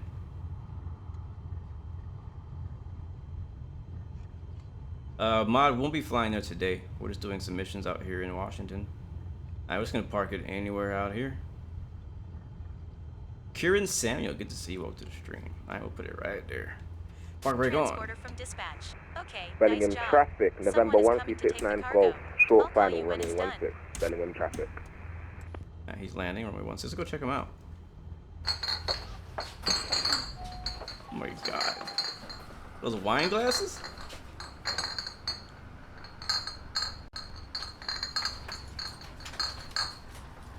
In developer mode. Oh, I didn't know that was an option. That's cool. Thanks for the heads up, F1 Racer Dan. Transporter from dispatch. Everything seems okay. The customer looks happy. Mission ended. Good. Another happy customer. That's what we do out here at Blue Arrow. Nice landing. Nice, nice. Are you guys really in the black and reds, or is there something wrong with my livery pack? Thank you very much for that subscription. Welcome to Blue Arrow family. I do appreciate that very, very much. Thank you, thank you, thank you. All right, guys, we have time for just one more mission. Here, we'll leave from Bellingham International Airport. You guys, again, are free to join us if you like to. We're using NeoFly. That doesn't actually, affect how we fly in multiplayer. But for me, I'm doing NeoFly missions. So if you guys want to join me, you can just hop in the sim and do it. All users or all players, and USA East is the server. I'm in the 172. You can fly anything else that's low and slow.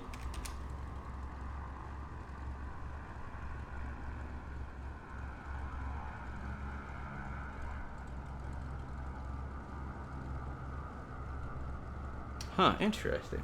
Yeah, I didn't know I could turn off the thing. Here we go. I didn't know I could turn off the map completely. Bellingham traffic, November 1369 Golf, clear of all runways. Bellingham traffic. Alright, he's home safely. Alright, let me go find us a new job here out of Bellingham. Something nice and short. There's a bunch of drop. Oh, here it is. I'm gonna bring it up on the screen for you guys to see. Maybe you guys can help me decide. Make us a nice quick decision here. So let's see, that's a short one, 4 miles. You can see this is the leg we just did. That's very short, 4 miles. See, what pays the most? That's what I want to know. All right, 5,000 Bellingham to WN53. Nah, we have another drop zone mission over to right down the street. I'm actually down to another drop zone. Let me see, what else do they have in here?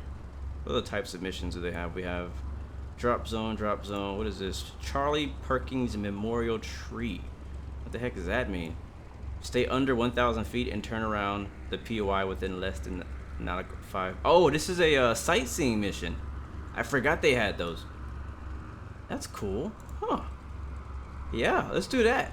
We've done that in that way. We'll have 3 different types of missions we've done today. So we've already done a drop zone mission. We just did a fragile cargo mission, and now we can do a sightseeing mission, which makes us have to fly around a certain point or something, or a POI. Let's find something interesting. We got Lumni Peak, which is over here. We have Smith Peak, which is 12 miles to the east, and we have Arlington. We're not gonna do Arlington. We have Friday Harbor. I would love to do that mission. Honestly, I would love to fly to Friday Harbor, but we'll skip it. I love that airport. Let's see. Charlie Perkins Memorial Tree. Are we really gonna see that in the sim? Is that actually gonna be in the sim? There's no way that's gonna be in the sim. I don't believe that's gonna be in the sim. That's 24 miles. Fort Langley Historical Site of Canada. That's 23 miles away. Let's do the close one because we're gonna have to return back to where we started. Let's do distance. Lumini Peak. Let's do that. It says stay under 1,000 feet and turn around the POI within less than a half a mile. Pay is $4,000. Distance is 8 miles. Done. That's our job. That's what we're doing. Fly. Connect. Transporter from dispatch. Some tourists want to see how beautiful our region is from up above. Beautiful.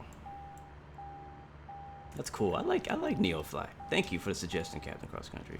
It's pretty cool. It gives you a nice variety of different types of jobs as well. Like, it's not just flying from point A to point B, but it's drop zones. I think they're gonna be adding like dropping, what do you call those people? Skydivers in the future. I don't think they do it yet, but let me turn that beeping noise off. So we'll go out there together, do some sightseeing around this mountain. Ah, shit. Alright, so we need payload needs to be 354 because we don't have any cargo. We have people.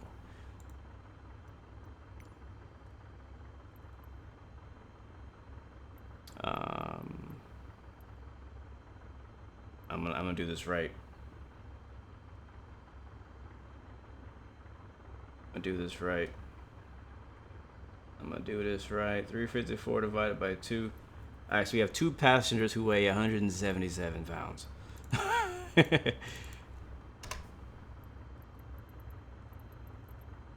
Passenger left will be 177. Passenger right will be 177, and then I weigh around 135. Got some big guys in the back, and we'll give us just a little bit of fuel, and that should be good to go. Honestly, it didn't recognize it though. I guess I have to do my cargo. Like I had to set the cargo to that. So 354. That's fine. Whatever. We'll just do double. Make them lighter. There we go. We're good. Ready. All right, we're fueled up. Let's get the engine started.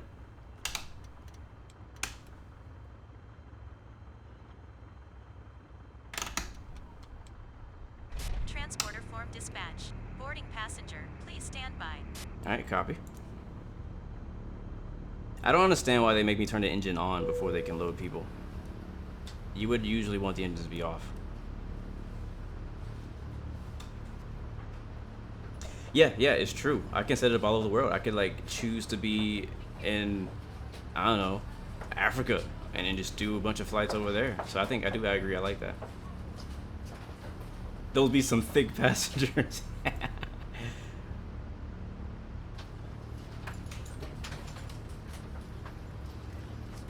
All right, they're done. Transporter, all tourists on board. Let's take some photos. Alright, let's do it. Alright, so how do I get there? They don't really direct you too well. Can you give me a heading at least? That would be nice. I know we need to take off and go over the Bellingham Bay. Yeah, I'll figure it out. We'll get there. Alright, just follow me, guys. Park, brake, release. Let's roll. Taxi lights on. We'll take off on the same runway we landed on, guys. Runway 16.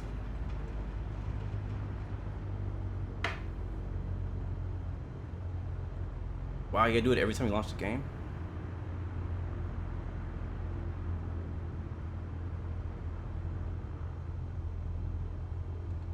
Oh, we're taxiing fast.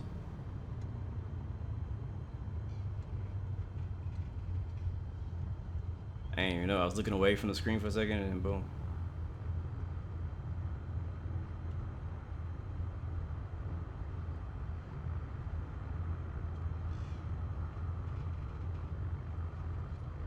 Don't text and taxi.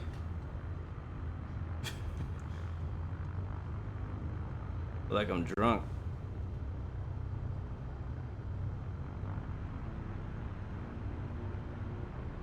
Alright, we're good to go now.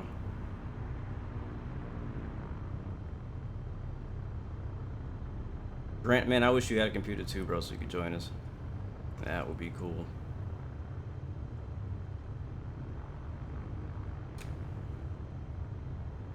All aboard!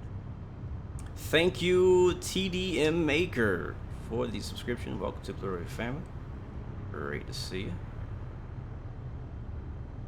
Alright, so I'm not gonna like reset our flight plan. I'm just gonna leave it, but we're not gonna be following it, just FYI. So basically, the rule here for this mission is gonna be get to the point that they have on NeoFly for the POI, and get below 1,000 feet and circle it within a half a mile. How long, I don't know, but yeah, that's how it's supposed to work. So basically, a quick rundown where we're going. So right now we're here, right on our little VFR map. And we are going here. So really, I could put a waypoint at Whiskey Alpha 93 if I wanted a reference, but we don't need it. F1 Racer, thank you for the subscription, man. And also thank you for the help as well, man, in the chat. I do appreciate that, bro. All right, lane lights on, strobe light on, and welcome to the Blue Arrow family, my friend. Let's get it.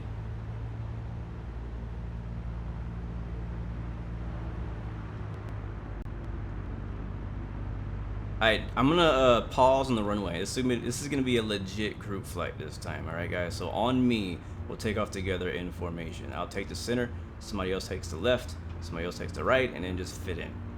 And follow me. I'll try to be nice and slow and smooth. And there we go.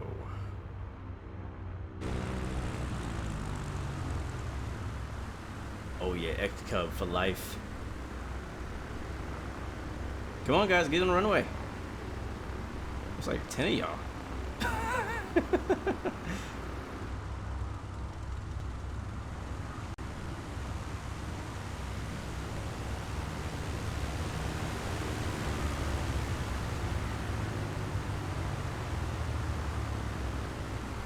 Oh yeah, it's about to go down.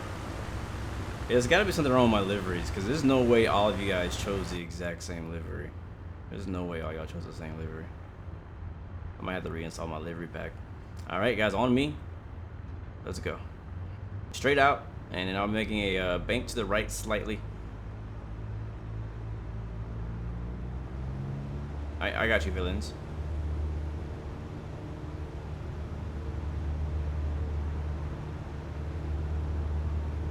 Airspeed's alive. Is my nose in the air?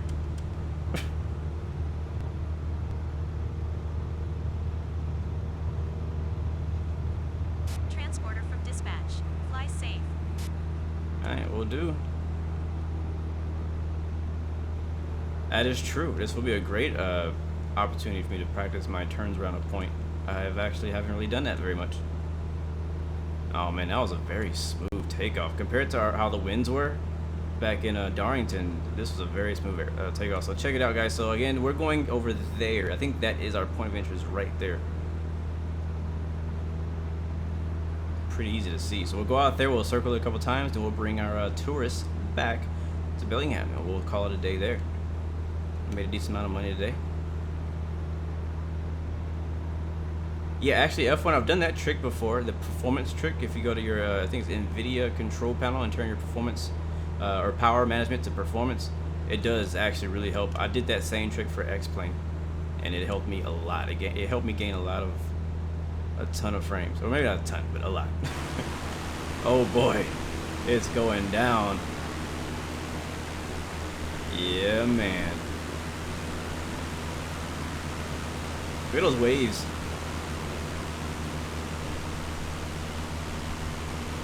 Alright, put those flaps up. Nose is gonna drop now.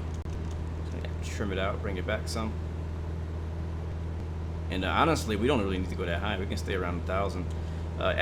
In real life, you would probably want to maybe go a bit higher over this water, because you want to stay within gliding range of land. But since we're in a sim, we don't have to really worry about that.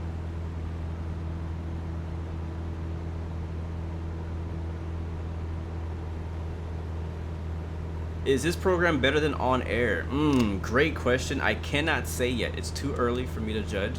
I've used on air, and I'm actually very experienced in on air, so I can give you my opinion on air. And on air is pretty good too. Don't get me wrong. It has similar types of missions. It has emergency missions. It has timed missions where you have a certain amount of time to get them done. Fragile missions. So that is very similar to on air. Even the UI looks very similar. Sometimes I think maybe the same person made it. But Blue Reaper's GA version, yeah. But right now I like it better, but again, it's still early. Like when I got on air, I was like, man, this is amazing. Uh-oh, there's the extras. So I won't really know until I get into more planes. Once I get to the higher planes, like the King Airs, the private jets, the citations, the airline, that's when I'll find out for sure if I like it better or not. But I can't say yet if I like it better than on air. Let's go ahead and level off here. We're at 1,500 feet. That's where we were before, coming into Bellingham. We know the clouds are just above that.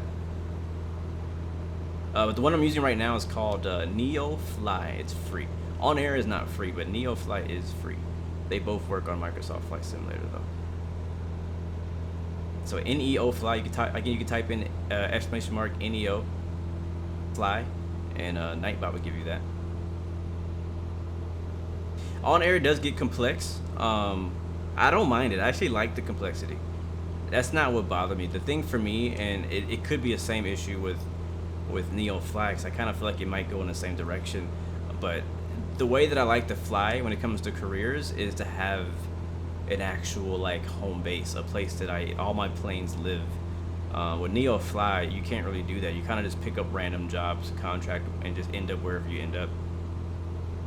So that's one of the things that killed me before. I was like, all right, well, I own a 767 now on air, and you know it's in Africa somewhere random because that's where I got jobs at, and I would like to have it at my FBO, and for example in London. But you know, when is it ever gonna be in London?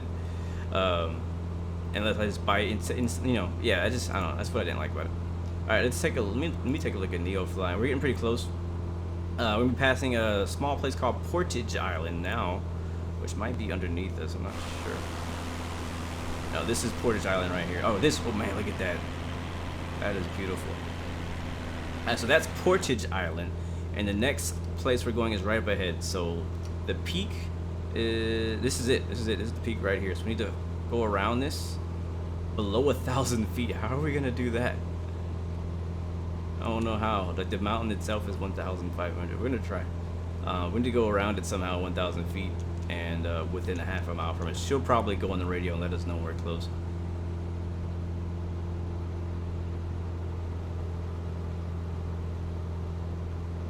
Yes, Aero Addict. I am experiencing the A320neo banking left and or right at around 50 feet during a landing. It's really killing my landing. So if you know how to fix it, please let me know, man. I would definitely appreciate that. So right now, if you guys just joined us, we have a couple tourists in the back of this Cessna 172, as well as a group with us.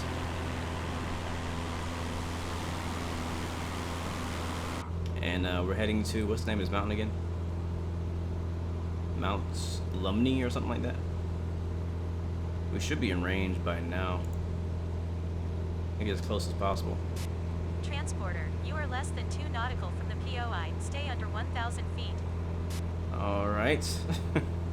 I'll try. I'm gonna slow up, guys. I'm gonna slow down.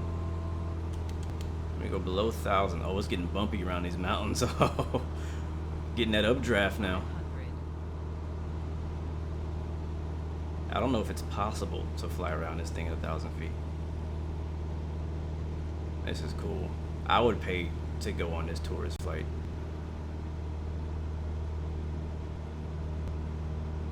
I'd definitely pay.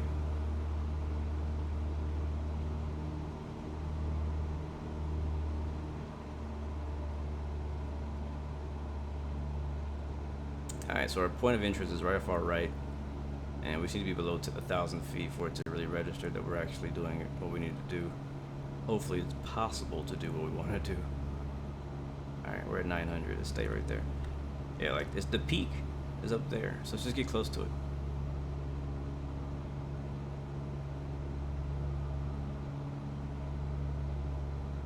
Mount Fufi, again, go to my YouTube channel under the community tab. And you should see the poll that I put up to choose for tomorrow's live stream. 500. How close I need to get? And that's as close as I can get at at under 1,000. I'm not really sure what they want from me. I'll just I'll fly around the whole island at 700 feet.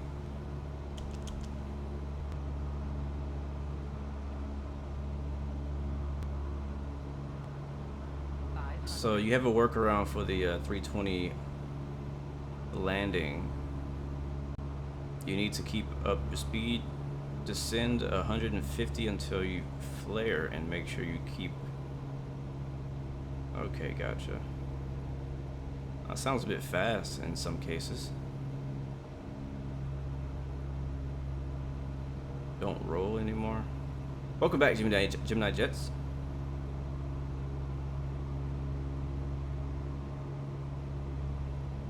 It is bumpy around this little island.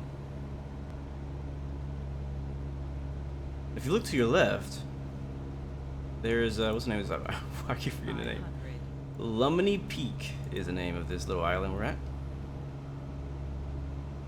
That's what I was saying too. 150 seems a bit fast for the 320 on landing. Bro, we're right next to these. We're right next to these clouds, bro.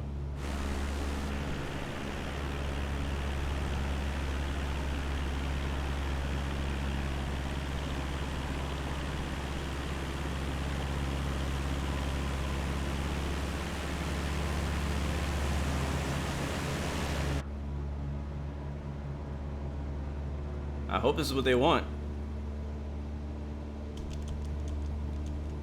Thank you, Aero Addict. But yeah, cool. Yeah, that sounds fast, but I guess if that's the workaround, I'll have to test it out and try it before I fly to 320 again, because that sounds difficult to do. New approaching. Hello, welcome to the stream, man. Great to see you. Hello. All aboard! And thank you, Aero Addict, for that subscription, my friend. Welcome to Blue Arrow family. Great to see you. Great to have you, man. Oh yeah, we're very close to these trees. That's what we got to do. That's the mission, is to be under 1,000 feet and to circle around this peak. So we'll see if I've done it right or not. Do I fly in real life? Not quite yet. I want to, and I will soon. She hasn't said anything to me since she told me to descend, so I don't really have any references of if I'm doing this right or not.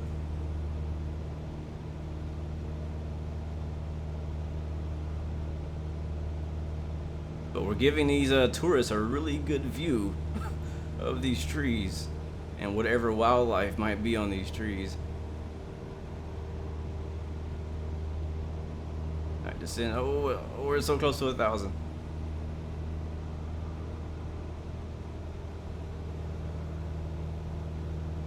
Keep it under 1,000. Keep it under 1,000.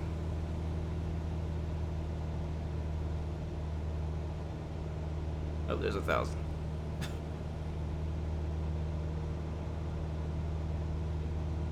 All aboard! I'm trying. Thank you, Bill Royco, for the subscription. Welcome to the Blue Arrow family, my friend. Great to see you. Welcome aboard. All aboard!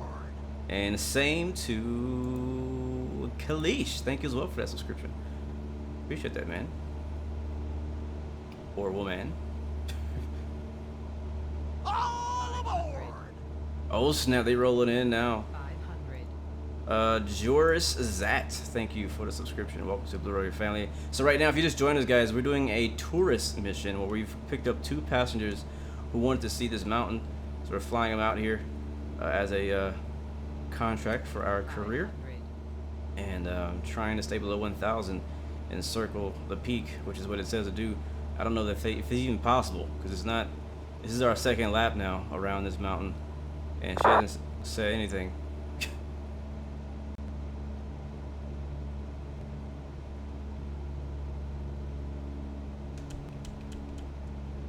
Anybody crash yet?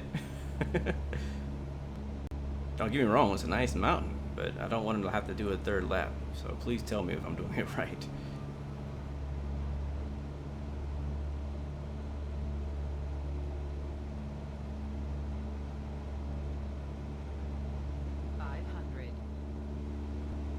The clouds are also like right at the top of this peak too,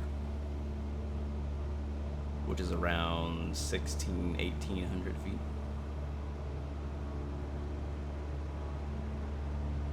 And we have to do it within a half a mile, it said. So maybe that's the problem. Maybe we're not a half a mile close enough to the actual peak, which is over here. Let me see if she says anything. Gonna get a bit aerobatic now. Hold on.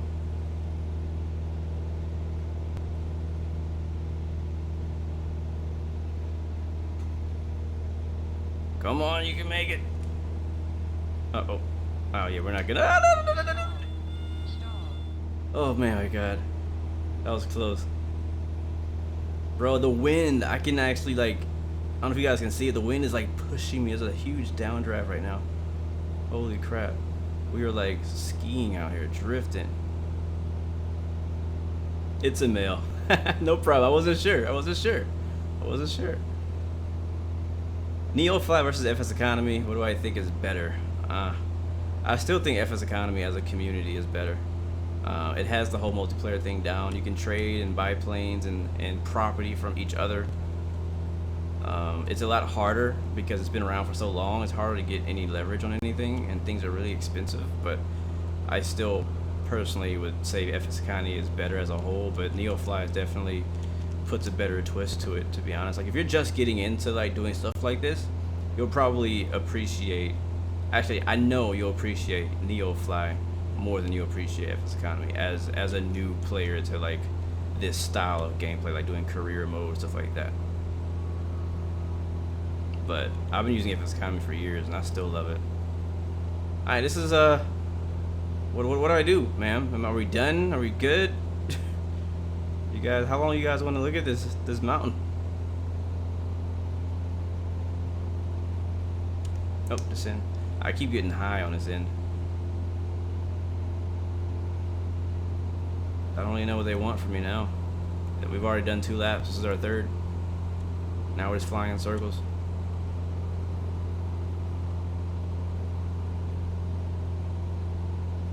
So yeah, I see the issue. Yeah, I don't even know if if it's possible to complete this, to be honest with you, man. Because I'm looking at the mission log and it's telling me that I'm 1.5 miles away from the point. That's what it says. And I can't get any closer because the mountain is there. I'd have to go through this mountain to get any closer. So I think this may be an impossible mission that I chose. Therefore, we need to let NeoFly know not to generate any more of these types of missions for this type of thing. So we're gonna head back. Yeah, we're gonna have to head back 500. because I don't think I can complete this. Try going above? Yeah, you know, I'll do that. That'll be my last try. I'm gonna try going above. I know where the peak is, but the problem is the peak, I can't circle the peak at 1,000 because the peak is at 1,500. That's like a NASCAR race going in circles, except it's right turns instead of left turns. So I'm gonna go up.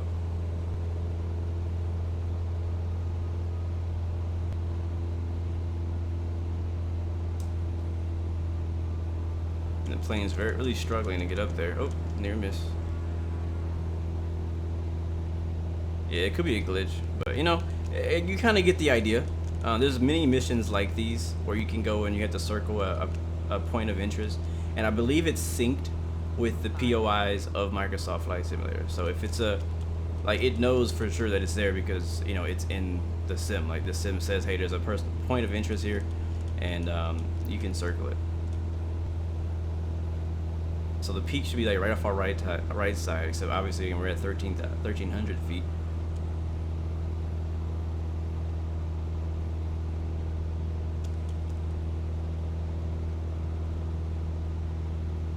So what's gonna happen is we might go back and the people might be upset at us.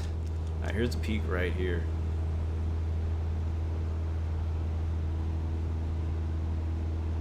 Let's see if it triggers anything. We're about to stall. Come on, baby, you can do it. You can do a little Cessna.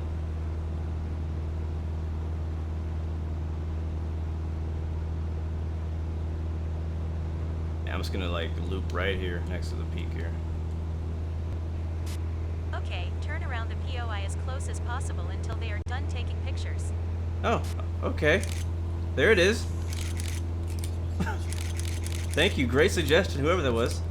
It even has photo sounds. Transporter, you are too far from the POI. Please get closer. I don't even know exactly where it is. You are less than 2 nautical from the POI. Stay under 1,000 feet. So I guess what my altimeter says is 1,000 feet is different than what they think it is. Turn around the POI as close as possible until they are slow done down. taking pictures. This might be it right here.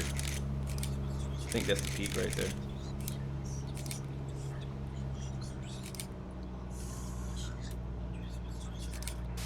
Transporter, you are too far from the POI. Ah. Please get closer. Transporter, you are less than 2 nautical from the POI. Stay under 1,000 feet. Hello, Drew. Good to see you. Maybe they meant 1,000 AGL. You could be right about that. It could be 1,000 AGL. Okay, turn around the POI as close as possible Where until is they are it? Is done that it taking right there? pictures. I think that's it right there. That's got to be it right there. Alright, loop around this right here. Do it slowly. Give them time. Transporter from dispatch. Enough pictures for today. Good job. Yes. Come back. All right, let's go. Let's go home. Let's bring it home. I'm hungry. Man, that was challenging. I think you're right. I think it meant 1,000 AGL, not MSL. So good to know for the future. Yes, ignore Nightbot. He is a day late. All right, guys. Heading back to Bellingham International. It's only 8 miles away from here. We'll be there in no time. We'll land on runway 16 just like we did earlier. We'll go ahead and descend, and hopefully they got some good pictures back there because we circled that freaking island 3 times. So the bubble that they want you in is very small. I'm learning. So you need to circle that area very small. So if you're in a faster plane, it's gonna be really hard to do that. All right, so Bellingham should be over here. Yeah, this is the city, and I think the airport's over here somewhere. All right, well, guys. Hopefully you guys have been enjoying the stream today. Oh, there it is. I see it now. I'm not turning it off now. I'm just telling you guys know that I'll be back tomorrow. Should be same time, which would be 12 p.m. Eastern or 11 a.m. Central. I think it's also like 1600 Zulu or something like that. Maybe 15. Time just changed out here. And we'll see. I'm gonna go check out the poll that I set up to see what we're playing. We're probably playing Microsoft though, most likely.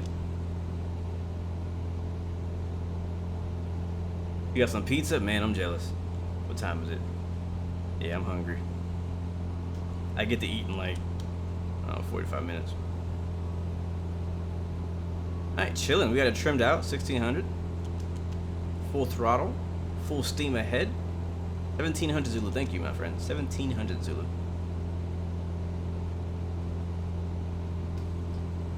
And we'll see if we can get one more good landing today. That was a 37, by the way, that other flight that we did. Negative 37. Not too bad for some dangerous cargo.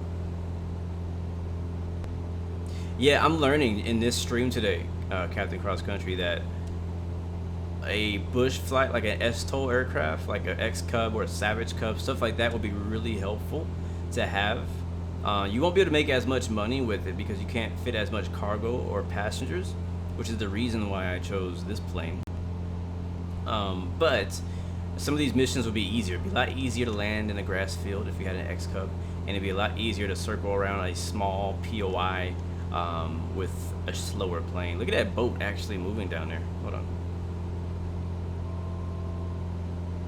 Oh, I do have cookies. I bought some cookies to bake. In traffic, November 1369 Golf, turning final traffic, turning final runway. Oh, that's not turning in, is it? Disregard November 1369 Golf. Bellingham traffic. November 116 Bravo is entering right down runway 16 Bellingham traffic. Alright guys, we're landing. And if you're wondering who I'm talking to, that's another pilot on Unicom frequency. Am I gonna float the runway again? We'll try not to this time. Let's try not to float this time.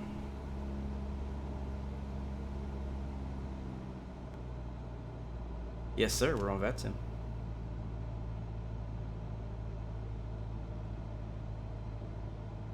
All right, we're at the numbers almost. Pulling the yoke back, trying to bleed off some speed. Got the throttle at idle, and at the same time, I'm trimming it up, note pitch up. Then we pull the throttle back, the nose wants to go down. And once we get in that white line, that means we are in flap speed. Now you put the flaps down. And you want to kind of turn your base when you're about 45 degrees from it, which is just close enough right there. And I'm going to call base to final because we'll be turning straight on the final.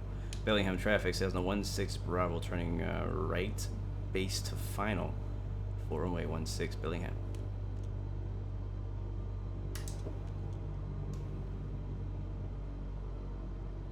I have to say, man, the weather has been looking so nice today, and not even nice in a way like pretty. Oh, I shouldn't say pretty. Like clear. It's just been like overcast, foggy, just bumpy, rainy here and there. Like it just makes it more interesting that we're just not flying on a clear day. You know what I mean? I just really enjoying having some variation in my weather when I'm flying to places. It's one of the things that does kind of stay a bit fresh whenever you're doing multiple flights over time. You know, it's cool to see the weather progressing and changing as you're flying to some of the same airports over and over, or as you're hopping between different airports. Even more so when you're doing airliners, because you go a lot farther distances, so you're seeing a completely different climate change flying from one place to another. But when flying GA, it's also nice too. But right now, we're using Rex weather. Bellingham traffic says no 16 Bravo short final runway 16 Bellingham.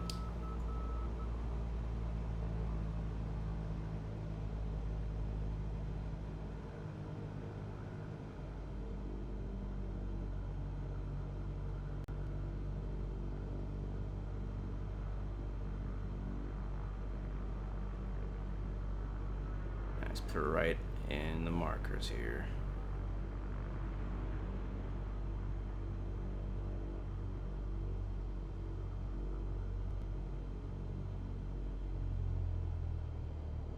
Transporter. Yeah.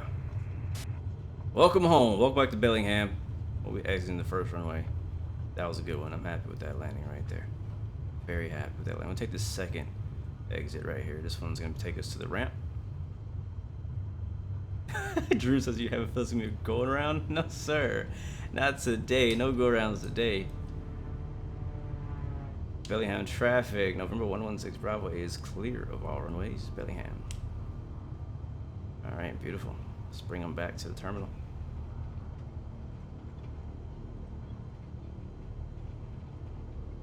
Very nice. I feel like we got a lot done today. We started off today's stream with an emergency priority mission. We picked up a doctor and had to deliver an organ. Saved somebody's life today as a pilot. Second flight, we what was our second flight? Was just I think point. What was it? Oh, it was a fragile cargo. We had to land with a landing rate of less than 200 vertical speed, and we got a 32, so we overachieved right there. Transporter, you can disembark the tourists. Thank you. Bellingham traffic, November 1369 Golf, final runway 16.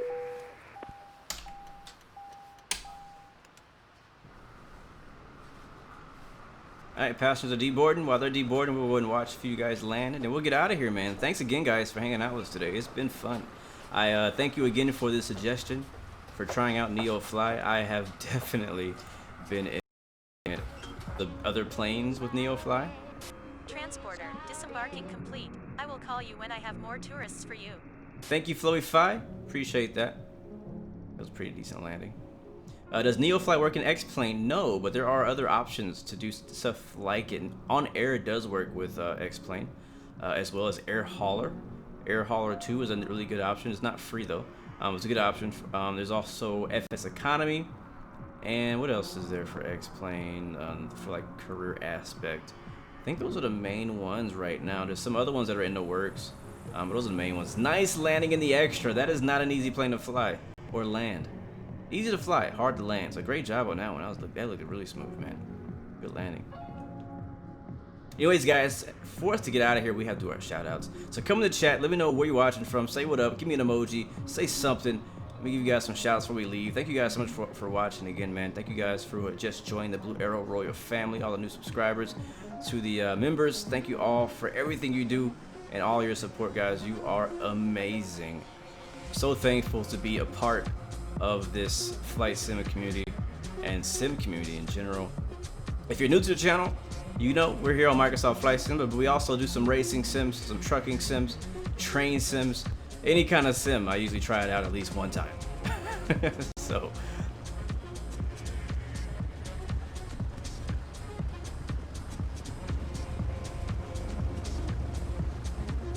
yeah, I think he's on VATSIM. That's why you see two of them.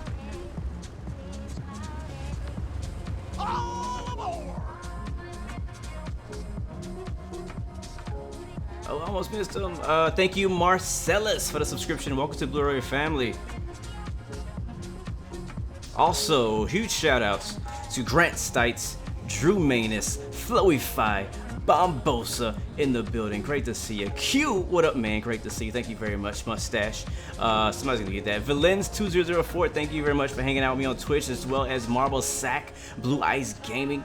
Good to see you. Good to see you. Robin K1001.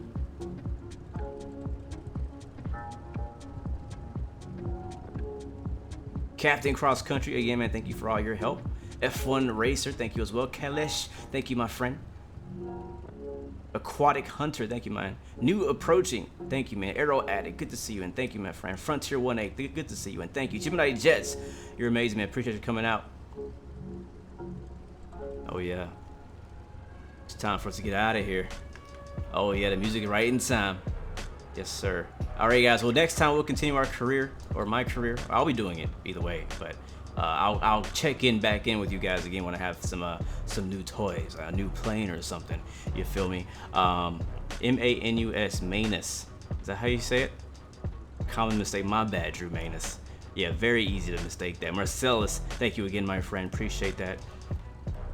Again, guys, if you want to vote for what I'm streaming tomorrow, slide into the YouTube channel, go to the community tab, and you should see a poll that has you choosing between Microsoft Flight Simulator, DCS World, and the A10, or X-Plane. That is for tomorrow. I'll probably cut that off here in just a few, I don't know, about tonight or something like that, to kind of decide what I'm flying tomorrow. Most likely to be Microsoft Flight Simulator. If so, it is all good. We can make it happen there, have some fun. But either way, guys, I will see you guys next time. Same time, same place. Remember, you have 3 choices. Give up, give in, and give it all you got. Peace, love, and God bless you. I will see you guys next time. Next video. I'm out.